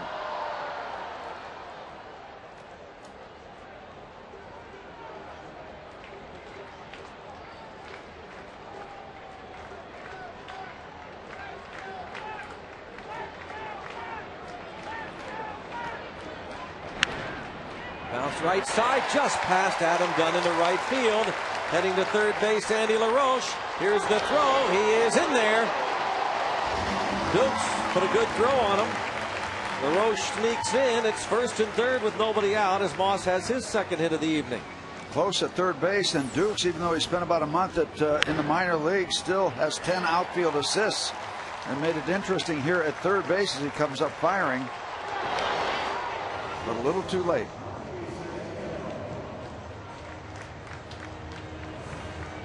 First and third, no one out. The batter, Ronnie Cedeno. Look at LaRoche getting in there ahead of the throw. The quick tag by Zimmerman.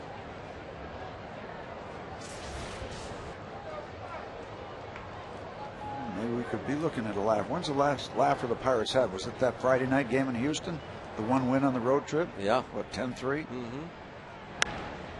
Hit the other way, sneaks past the runner, and this will score a run. Ronnie Cedeno, 3 very productive at bats tonight.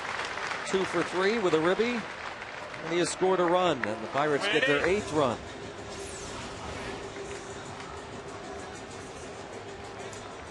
Just really sawed off. A lot of English on that ball. Nationals get the only play available. LaRoche waiting, and scoring without a throw.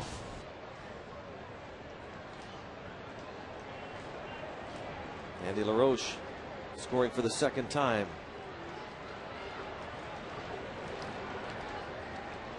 First at bat tonight for Ramon Vasquez, part of the double switch.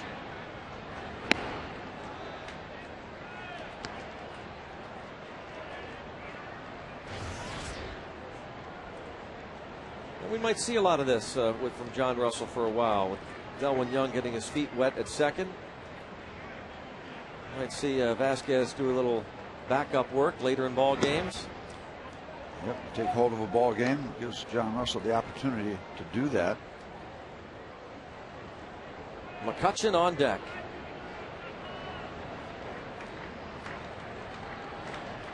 Let's see, we got 3 RBIs, 2 home runs, 3 for 3. Yeah.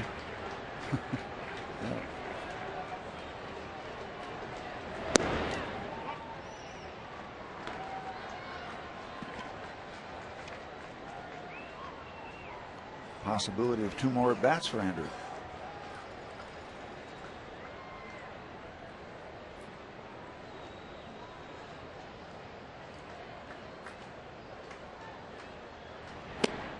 Right now, McCutchen is tied for 5th in the league among rookies in RBIs with 28. Gerardo Parra of the Diamondbacks has 37 to lead all National League rookies. That'll be a very important category. You look at Ron Vallone, the veteran up in the bullpen, when it comes to Rookie of the Year voting.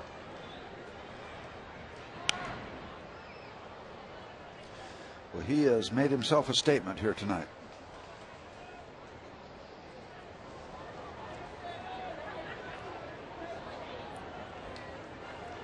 He scored 3 more runs. That gives him 36, so he's tied for 4th. How far behind National League rookies? He's the leader. 11. Colby Rasmus of the Cardinals. But all these guys got a big head start on them.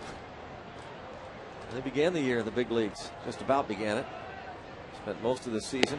Their major league teams pitch inside. 1 out walk. Check out how we got to this point. Tonight's game summary brought to you by A&L Motors. This fly ball by McCutchen leading off the bottom of the first inning against Craig Stammen. Just goes over the wall. This one lined over left against Tyler Clippard. Tonight's A&L Motors game summary, and McCutchen, understandably so, gets a fine ovation from the home folks.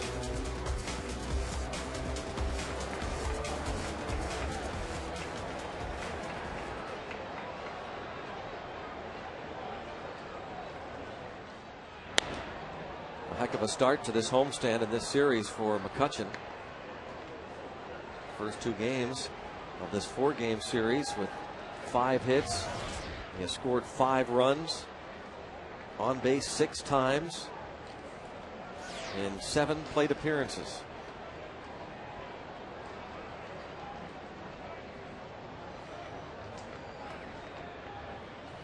Moss and Vasquez, the base runners, with 1 out.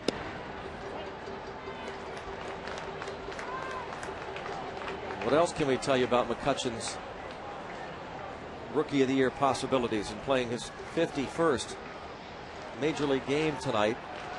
He has scored now 62 runs. That's tied for 4th. There's a line drive deep to left. It's a 3-homer night for the rookie and maybe the Rookie of the Year. Andrew McCutchen has homered for the 3rd time tonight to bust it open.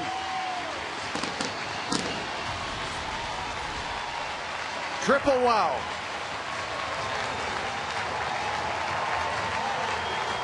What a night. 3 homers. What a night. 6 ribbies, and he's not done yet. Stick around. And the fans will no doubt want to have their potential Rookie of the Year come out and take a bow. He's got to. You got to do it. You got to do it. Yep. Wow. This is light up night in PNC Park. Light up night. Andrew McCutchen lights it up. Wow. Wow. You said, wow, wow, wow. Brother.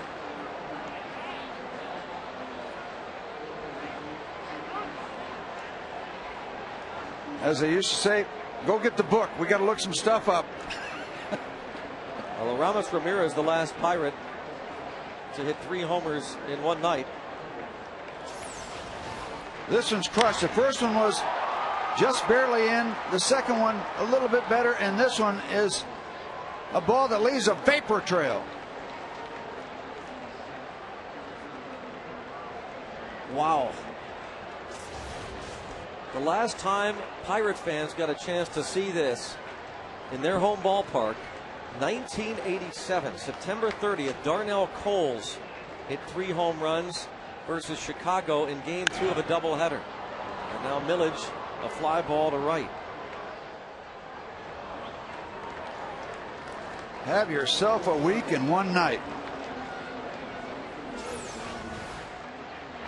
He knows he gets this one. And Mr. Kensing knows that he got it.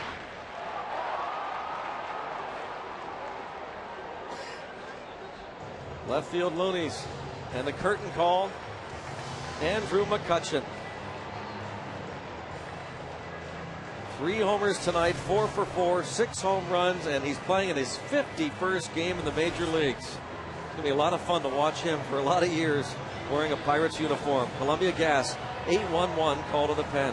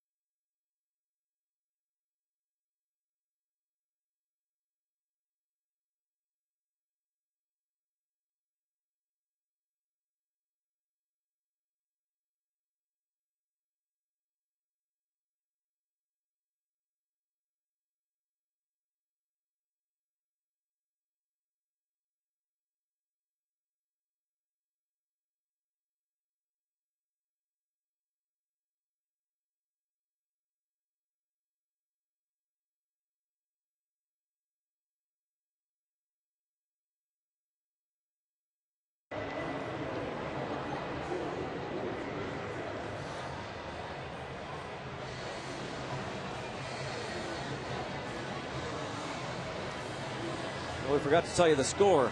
Yeah. It's McCutchen 6, Nationals 4. He's driven in 6 runs, 3 homers. Ramos Ramirez, the last Pirate to hit 3 home runs in one game. That was at Houston, and again the last time it was done here at home, 1987. Pirates have busted it out, leading 11-4. Willie Harris takes over in left field in a double switch. And the new pitcher, former Pirate, Ron Ballone. It would be hard probably for Andrew McCutchen to describe his feelings right now. What joy. After all the noise settles down, you're sitting there and starting to sink in what you've done tonight. What a special night. What a special night for this young man. And it's been a problem keeping that door shut in the Washington bullpen. Yeah. Big smiles from McCutchen. That's just joy. Just flat out joy.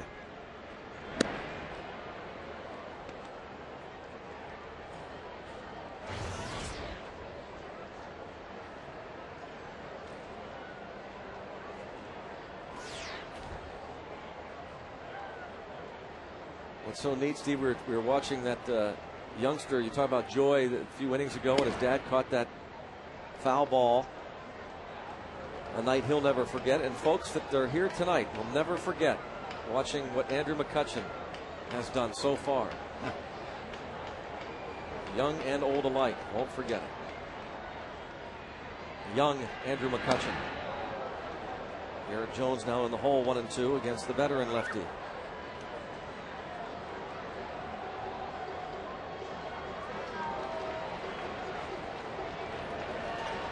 Those outs that the Pirates will look for in the 7th, 8th, and 9th might not be quite so much of a grind.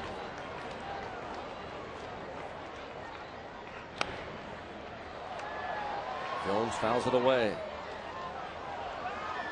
Base hit for Garrett and a couple of good rides toward right center and right field, but they stayed in the ballpark, so he's 1 for 3.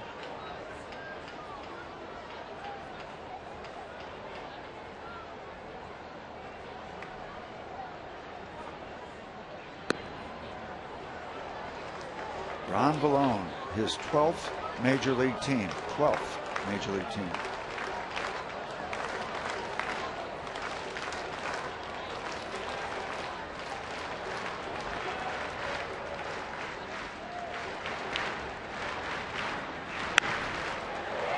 Left field over near the line, and Harris, the new left fielder, can't make the catch. It's a double for Garrett Jones. He is 2 for 4. Could very well have 3 hits had it not been for a nice grab in right center against the wall by Elijah Dukes.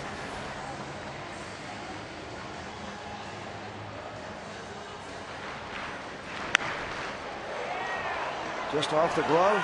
Well, just off the end of the glove. I don't know if he got a piece of it or not, but Garrett Jones is at second base, and now Ryan Doumit hoping to join the party. He's the only position player without a base hit.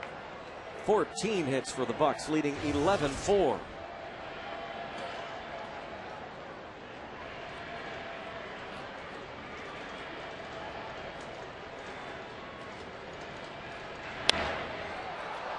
Fly ball to left center field, and it's Morgan who makes the catch. McCutchen should get quite an ovation when he heads out to play center field. The rookie has hit 3 home runs tonight, and the Pirates lead it 11-4.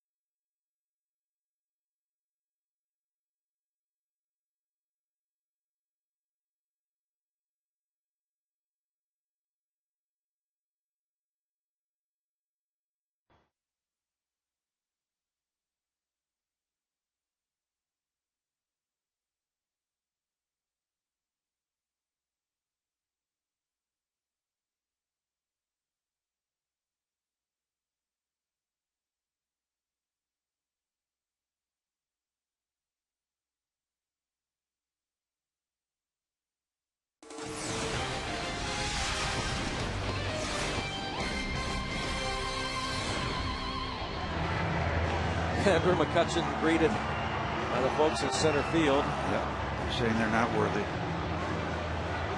Went out to his position. Yep, enjoying this Mac attack. Elijah Dukes swings and misses. They're going to have to come up with that center field section. They'll have to come up with a name. You got the left field Loonies, the right field Rowdies.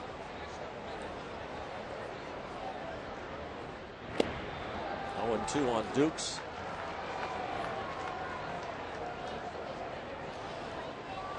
Second inning of relief for Karstens. Now a very comfortable 11-4 lead.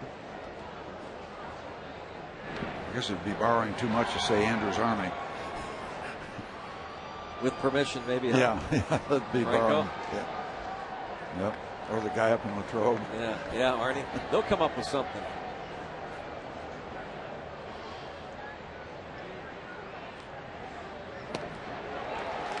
Good work. A strikeout. All of a sudden it has kicked in for Jeff Karstens. Second K.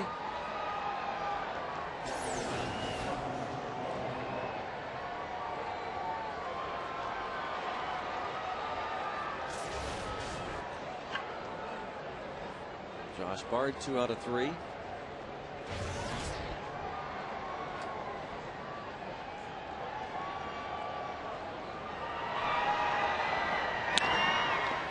Nice comebacker on that one pitch. I was just going to say, if Karstens, he was not able to pick up his first career save because of being hit by a pitch in retaliation last homestand by the Milwaukee Brewers. He was well on his way to getting it, but he was hit by a pitch on his non-throwing elbow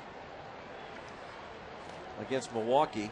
And if he's efficient enough, you could see him go the distance. Finish it off. Not go the distance, to finish it off anyway. He's got 2 outs in the 7th. It's a possibility, but now that the Pirates have really stretched it out, do you want to stretch him out that much? You got a day game tomorrow. Yeah. Might a ninth inning give you an opportunity to have Donnie Deal. We'll see. Still some time, and McCutchen still has a chance to get another at bat.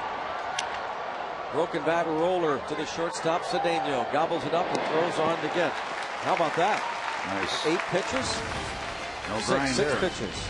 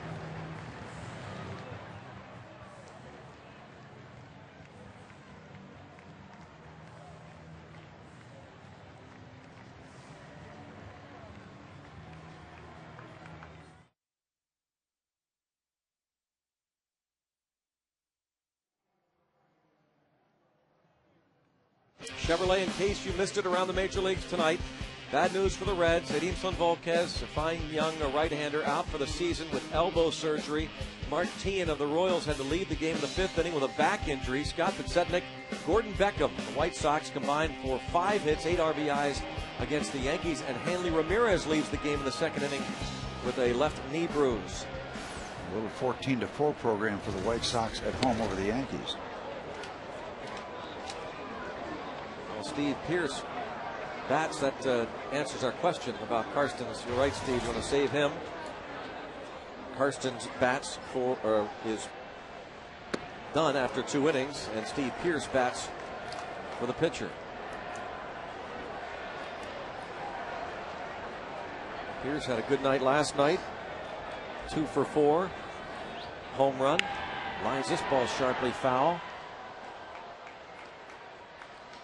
And the numbers for Jeff Karstens will not reflect what a good job he did, because the ball game was not decided by any means after the first 3 batters that he faced. He got it together, retired the next 6. And that's when the game was still in question, the outcome. And that was just a big time pick me up. The catch by Moss with runners at second and third, nobody out. The strikeout of Dunn, and then the nice grab by Vasquez, the second baseman of the Bucks. Pierce goes down.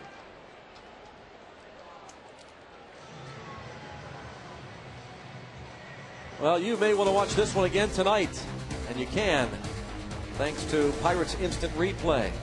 All the runs, hits, and big plays from the game in just 2 hours. Pirates Instant Replay comes your way weeknights here on FSN. Yeah. Catch it tonight at 11. You're going to see it in 2 hours. You're going to see a lot of Andrew McCutchen in those 2 hours. Only the only other Pirates leadoff hitter to homer 3 times in a game was Ramon Mejias, May 4th, 1958, against the Giants in Game 1 of a doubleheader. Name out of the past. Andy LaRoche is 2 for 3. There's no getting around it. McCutchen will get another at bat.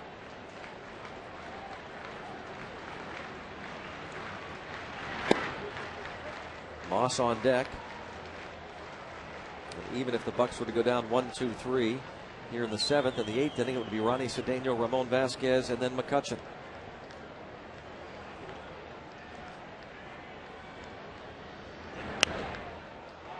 Popped up and fouled off way back behind home plate.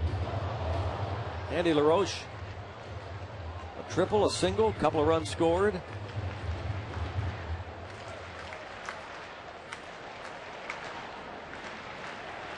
I wanted to make sure, so I looked up. Ramon Mejias was part of the 1960 World Series championship team.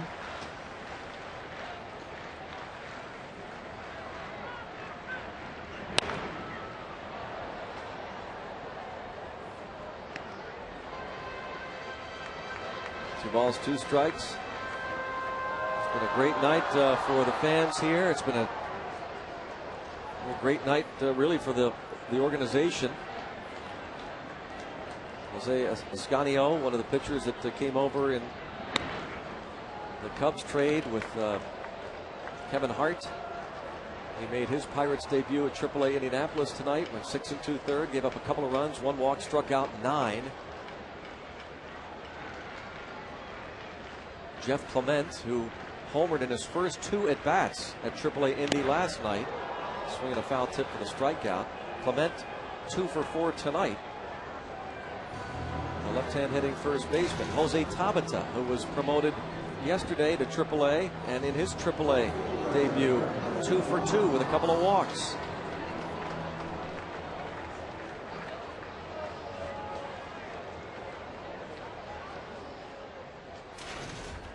Kevin Hart likely to make a start on Wednesday. Pirates haven't made it official yet.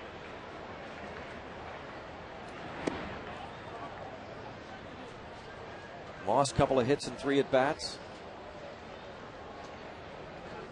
Pedro Alvarez homered tonight. His 7th since being promoted to Double-A. Well, we can get completely giddy then. Man. You know, the fact remains, after a wonderful start and a wonderful couple of days here with what's going on, still going to see how it shakes down in a year, maybe 2. See how it all plays out. Broken bat, pop up, shortstop. Catch made by Guzman. 1-2-3. Pirates retired in order, but they are comfortably in front, 11-4.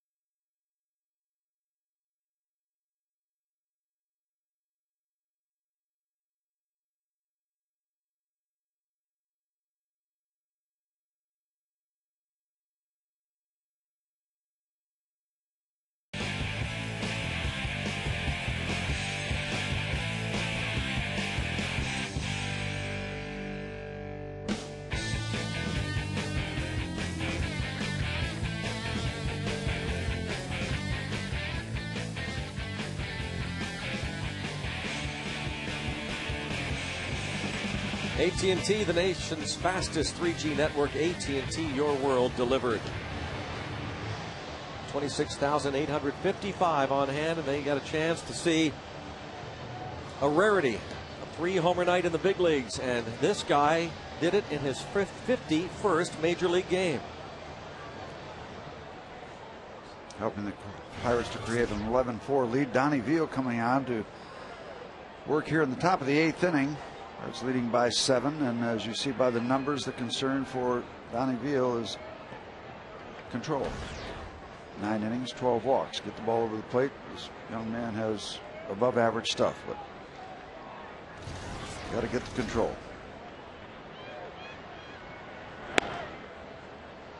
Chance to see Donnie Veal pitch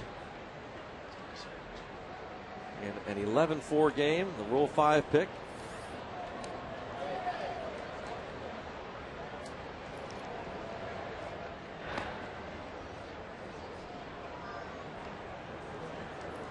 Willie Harris.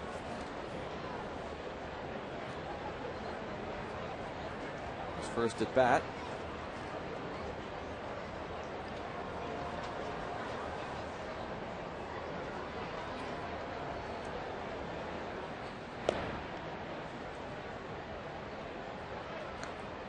Two and one. Well, these are the kind of situations you look for Donnie Veal when you're way ahead or way behind. Let him get out there, get the feel of things, work in game situations, much different than throwing on the side.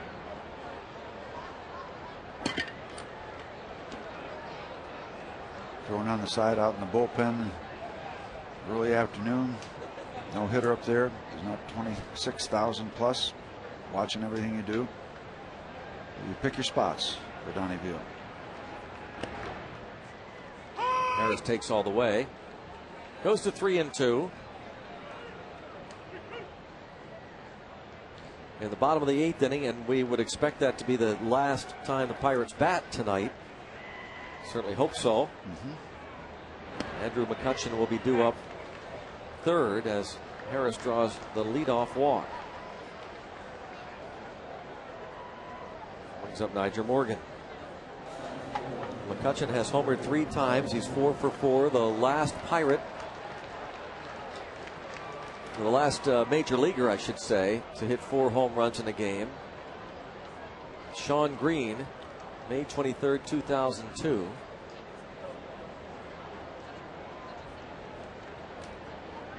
And is Donnie Veal okay? They're looking at something on his hand.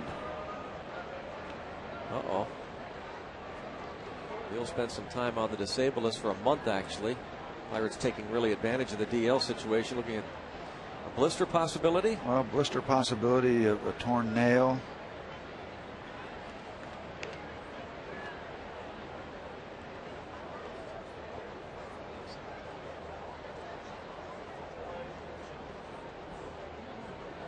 Will stay in there.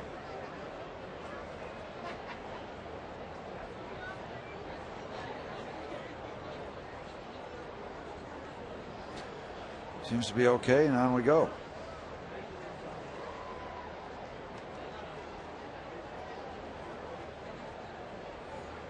Need some strikes from Donnie.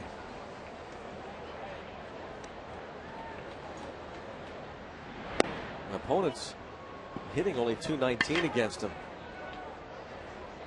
Ball 1 on Nyjer Morgan. Morgan, a bunt single his last time up. He has 3 hits in this game, batting .312 for the season. 2-0. The Pirates will get someone else loosening in their bullpen. Yep. First priority here is strikes. You got this kind of lead. You don't want to fool around.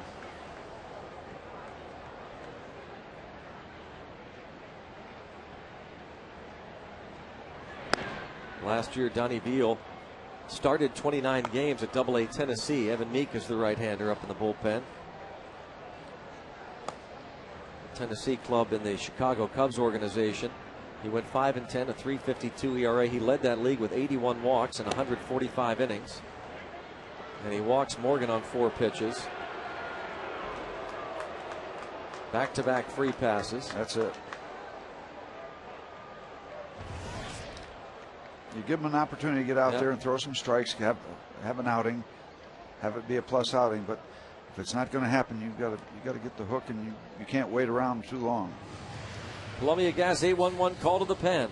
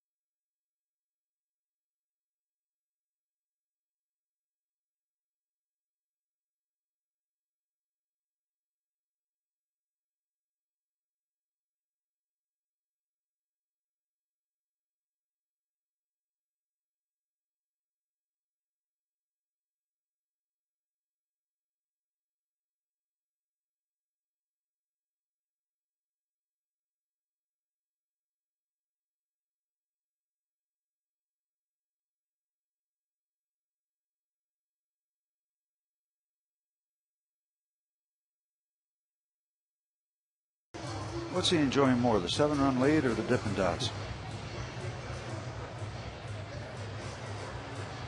Having a good time. Yeah, he's liking those Dippin' Dots. Liking the Pirates leading 11-4. Follow the Pirates on your iPhone and iPod Touch with MLB.com at Bat 2009, featuring play-by-play, video highlights, and live audio broadcasts. Visit Pirates.com on your iPhone or iPod Touch to purchase. Evan Meek will face Christian Guzman, with Pittsburgh leading 11-4.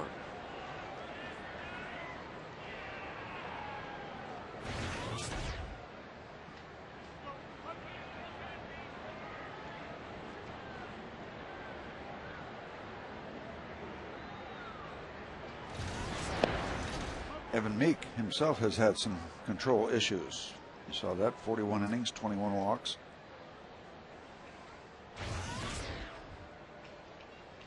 You start hearing this when you're 8 years old. Make him earn it.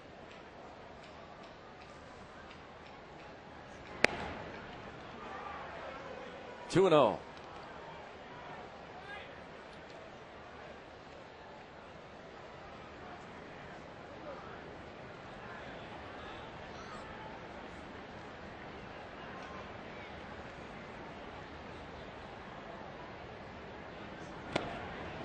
And a strike.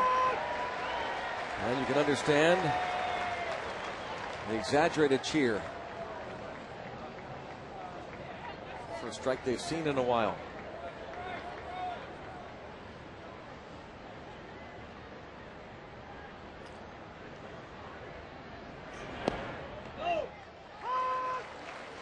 Two and two.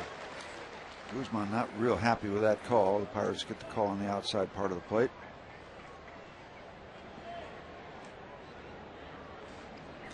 Ryan Zimmerman has had a good night, but the Pirates got a big out off his bat in the 6th inning. 3 hits for him, 12 for his team. Guzman has a pair.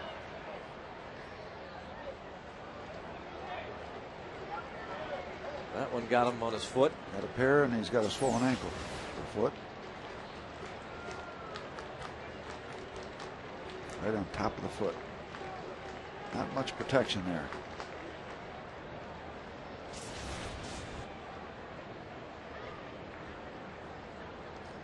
They look like a pair of bowling shoes he's wearing. I think so.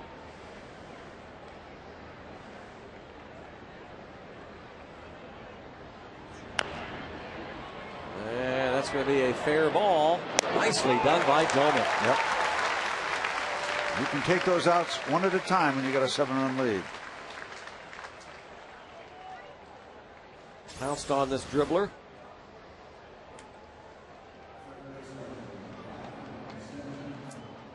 Just fouled one off his foot, and now he's going to run. But you know what? Hitters sense a cheap base hit. Little chopper. Forget about the injury until they get past first base. Amazing how many guys have chopped one off their foot and they get a chance for an infield hit. Turn it on down the line. Couple of singles, double, and then a nice running grab by Moss in the 6th. Nothing in one on Zimmerman. Evan Meek, like Donnie Veal, a Rule 5 pickup. Started the year with Pittsburgh last season. The Pirates worked out a deal with Tampa Bay to get him back. Worked some things out at Altoona and AAA Indy. And Meek having a good season in the big leagues. Fly ball left center. Millage near the track. McCutchen. It's Millage. It's McCutchen. It's his night. Sacrifice fly for Zimmerman. Brings home Willie Harris to make it 11-5. And he just missed that ball. Just missed it. Last night he sent it into orbit over the 410 sign. Millage eyeing it and then called off by McCutchen. He will bat third in the bottom of this inning. No Pirate has ever hit to 4 homers in a game. And the last Pirate to collect 13 total bases in a game, and that's what McCutchen has now. Brian Giles, April 6, 2000, when he went 5 for 5 with 2 homers and a triple.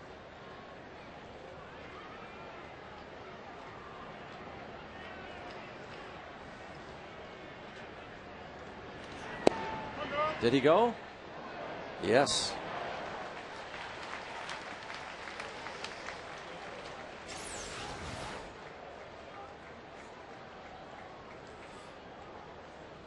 Pirates in a nice position now where they can trade runs for outs. Still win.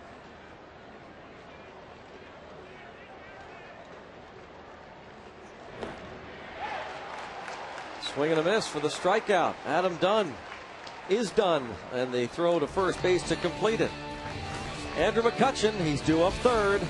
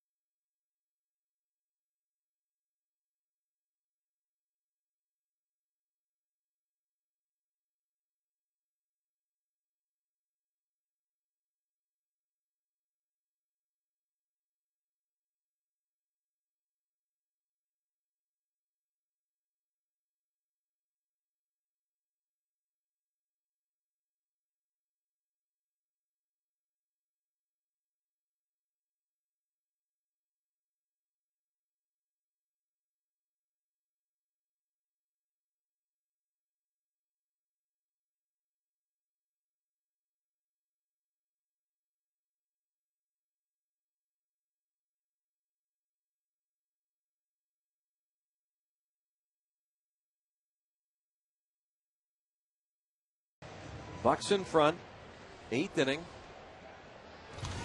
Shades of old Forbes Field, Greg, when people used to stay around and watch Ralph Kiner get his last at bat. Only a little different set of circumstances here tonight. Speared by Zimmerman, robbing Ronnie Cedeno of his 3rd hit. It's a big man, 6'3", about 230, Ryan Zimmerman. He's kind of put together like Scott Rowland. Big and good reaction at the hot corner. That ball is blistered.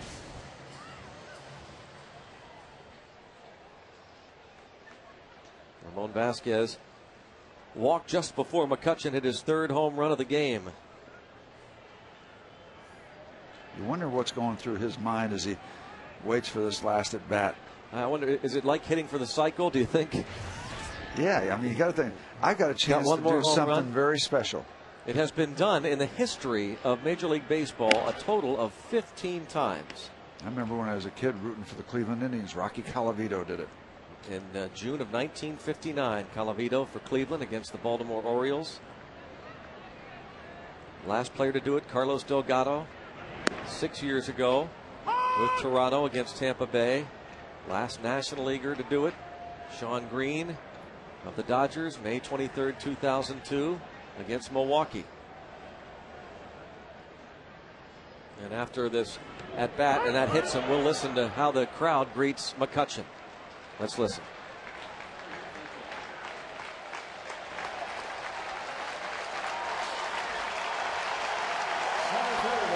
Andrew McCutchen.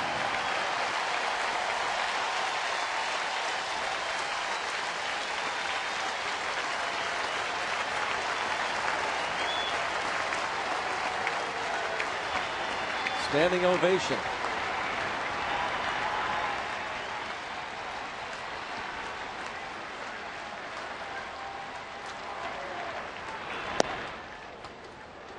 How can you not, the fans boo, how can you not be thinking if you're McCutchen?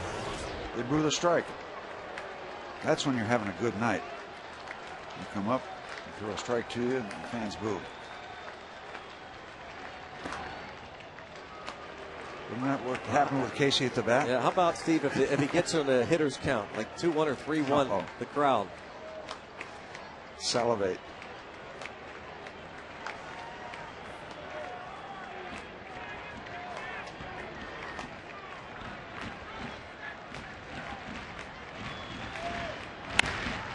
Bounce to short. 6-4-3. Double play. That's okay. That is okay, Andrew McCutchen.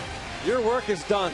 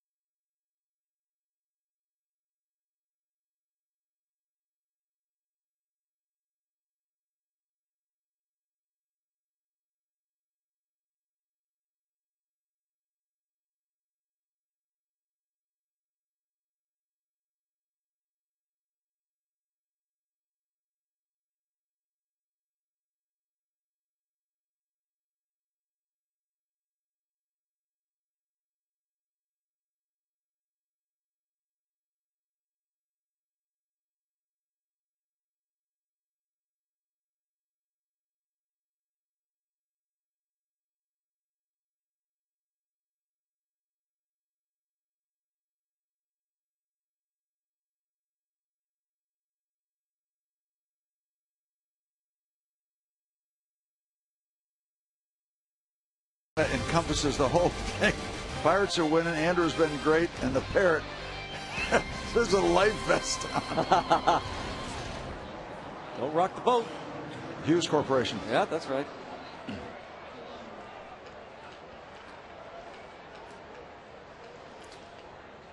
11-5 Bucks. The win will go to Vasquez to improve to 2-5. Andrew McCutchen, 6 RBIs, 4 hits and 5 at bats, 4 runs scored, 13 total bases. Accomplishing something that has not been done in Pittsburgh in 22 years.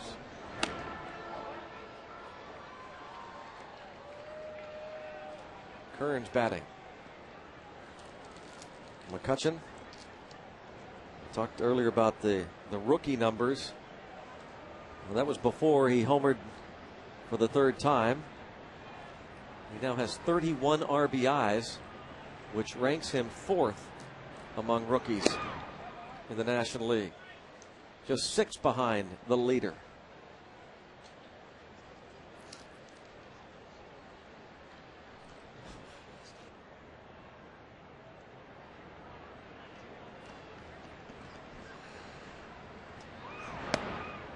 Oh, Meek didn't want to do that, needless to say. 4-pitch walk. Check out the road ahead. TV schedule for the Bucks. Tomorrow, 1:30 against the Nationals, and this wraparound series continues Monday night at 7 o'clock. And then the Diamondbacks are in for 3.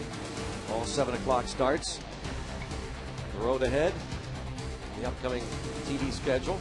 Cardinals will be in next weekend.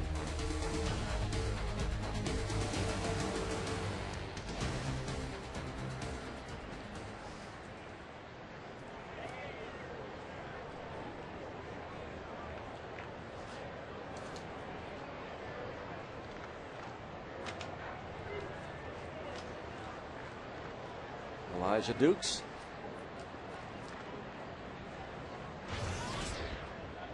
The leadoff walk to the pinch hitter Kearns.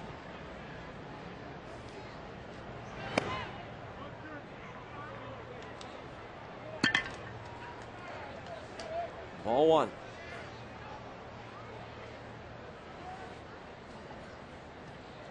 By the way, tomorrow it's Paul Maholm on the hill for the Pirates. And Monday night, Charlie Morton.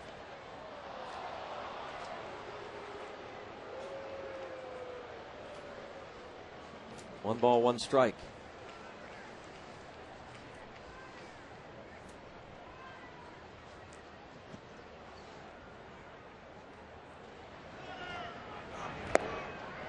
One and two.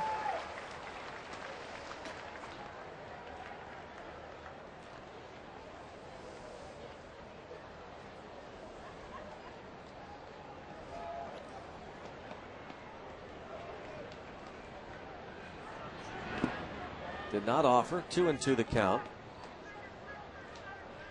Just trying to go through the numbers, Steve. This McCutchen night, obviously phenomenal for anybody, let alone a guy who's playing in his 51st major league game. He's now batting .293, which is 3rd among rookies in the National League. Mentioned the 31 RBIs. That puts him 4th. Tied for 1st among all rookies in multi-hit games.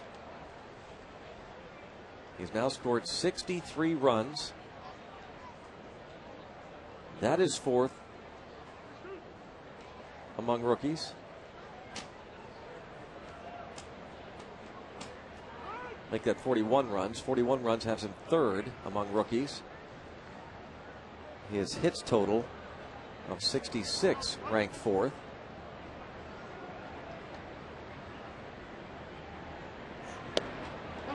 And a walk. Putting 2 aboard. Not to spoil Andrew McCutchen's night, though. McCutchen's first at bat against Craig Stammen. Just over Willingham's reach. And after a bunt single in the 3rd, his 4th inning at bat against Tyler Clippard, a line drive home run, and then in the 6th against Logan Kensing, the 3-run homer. Ramos Ramirez, the last Pirate to do it in April of 2001 at Houston. Darnell Coles, the last Pirate to do it in Pittsburgh in September of 1987. I think the operative number is what, 51 games? I think that's what we have to keep track of. Sure. Incredible. And now Jesse Chavez up. Certainly would prefer not to use him in a laugher.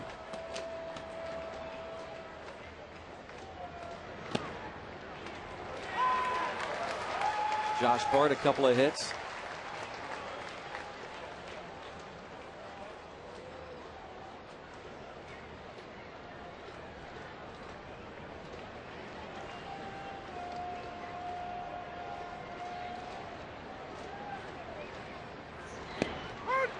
Got him. That's better.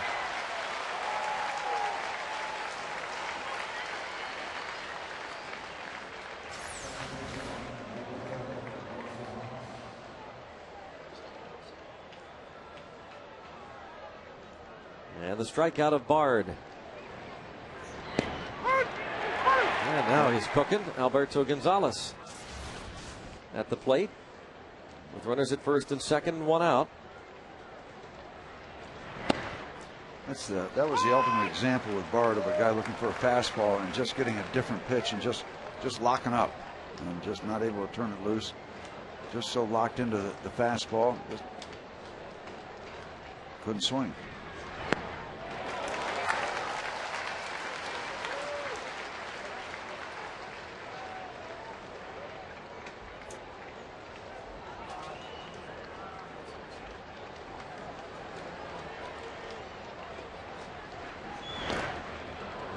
Runners will move up 90 feet on that pitch.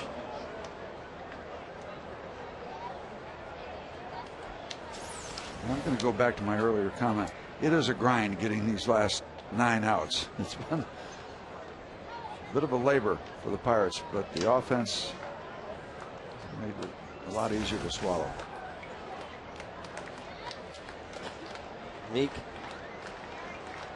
at the last 3 outs of the 8th inning. 1 run was charged to Donnie Deal. Meek has struck out a pair, walked 2.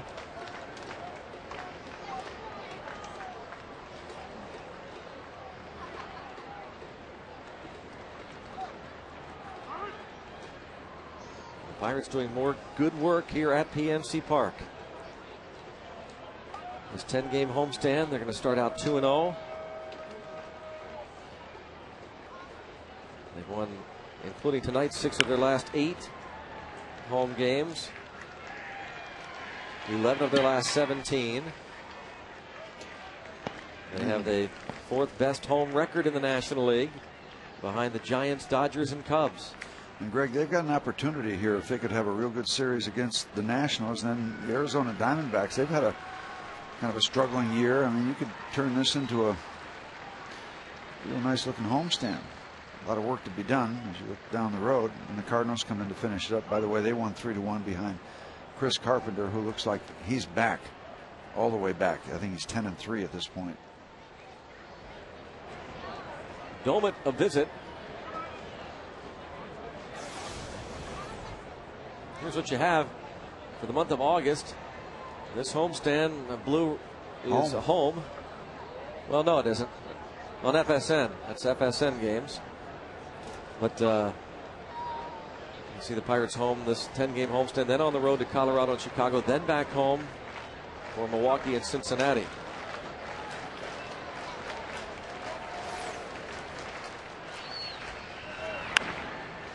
Towards short, nice pick, Cedeno. Good play. Run scores, second out. Yep, no problem. Again, you're trading out for a run for an out. Boy, that right out on the end of his glove, but he got it. It's an out. Now we're 1 away from putting a lid on this one. Well, you can see up in the webbing. That's all that matters. You've got the leather behind the baseball. 11-6.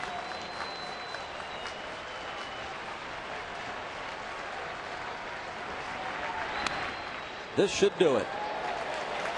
Get ready. Raise the Jolly Roger. Andrew McCutchen and the boys going to meet in shallow center field for the body bump. McCutchen 4 for 5, 6 ribbies, 3 homers to lead the 14-hit attack. A special night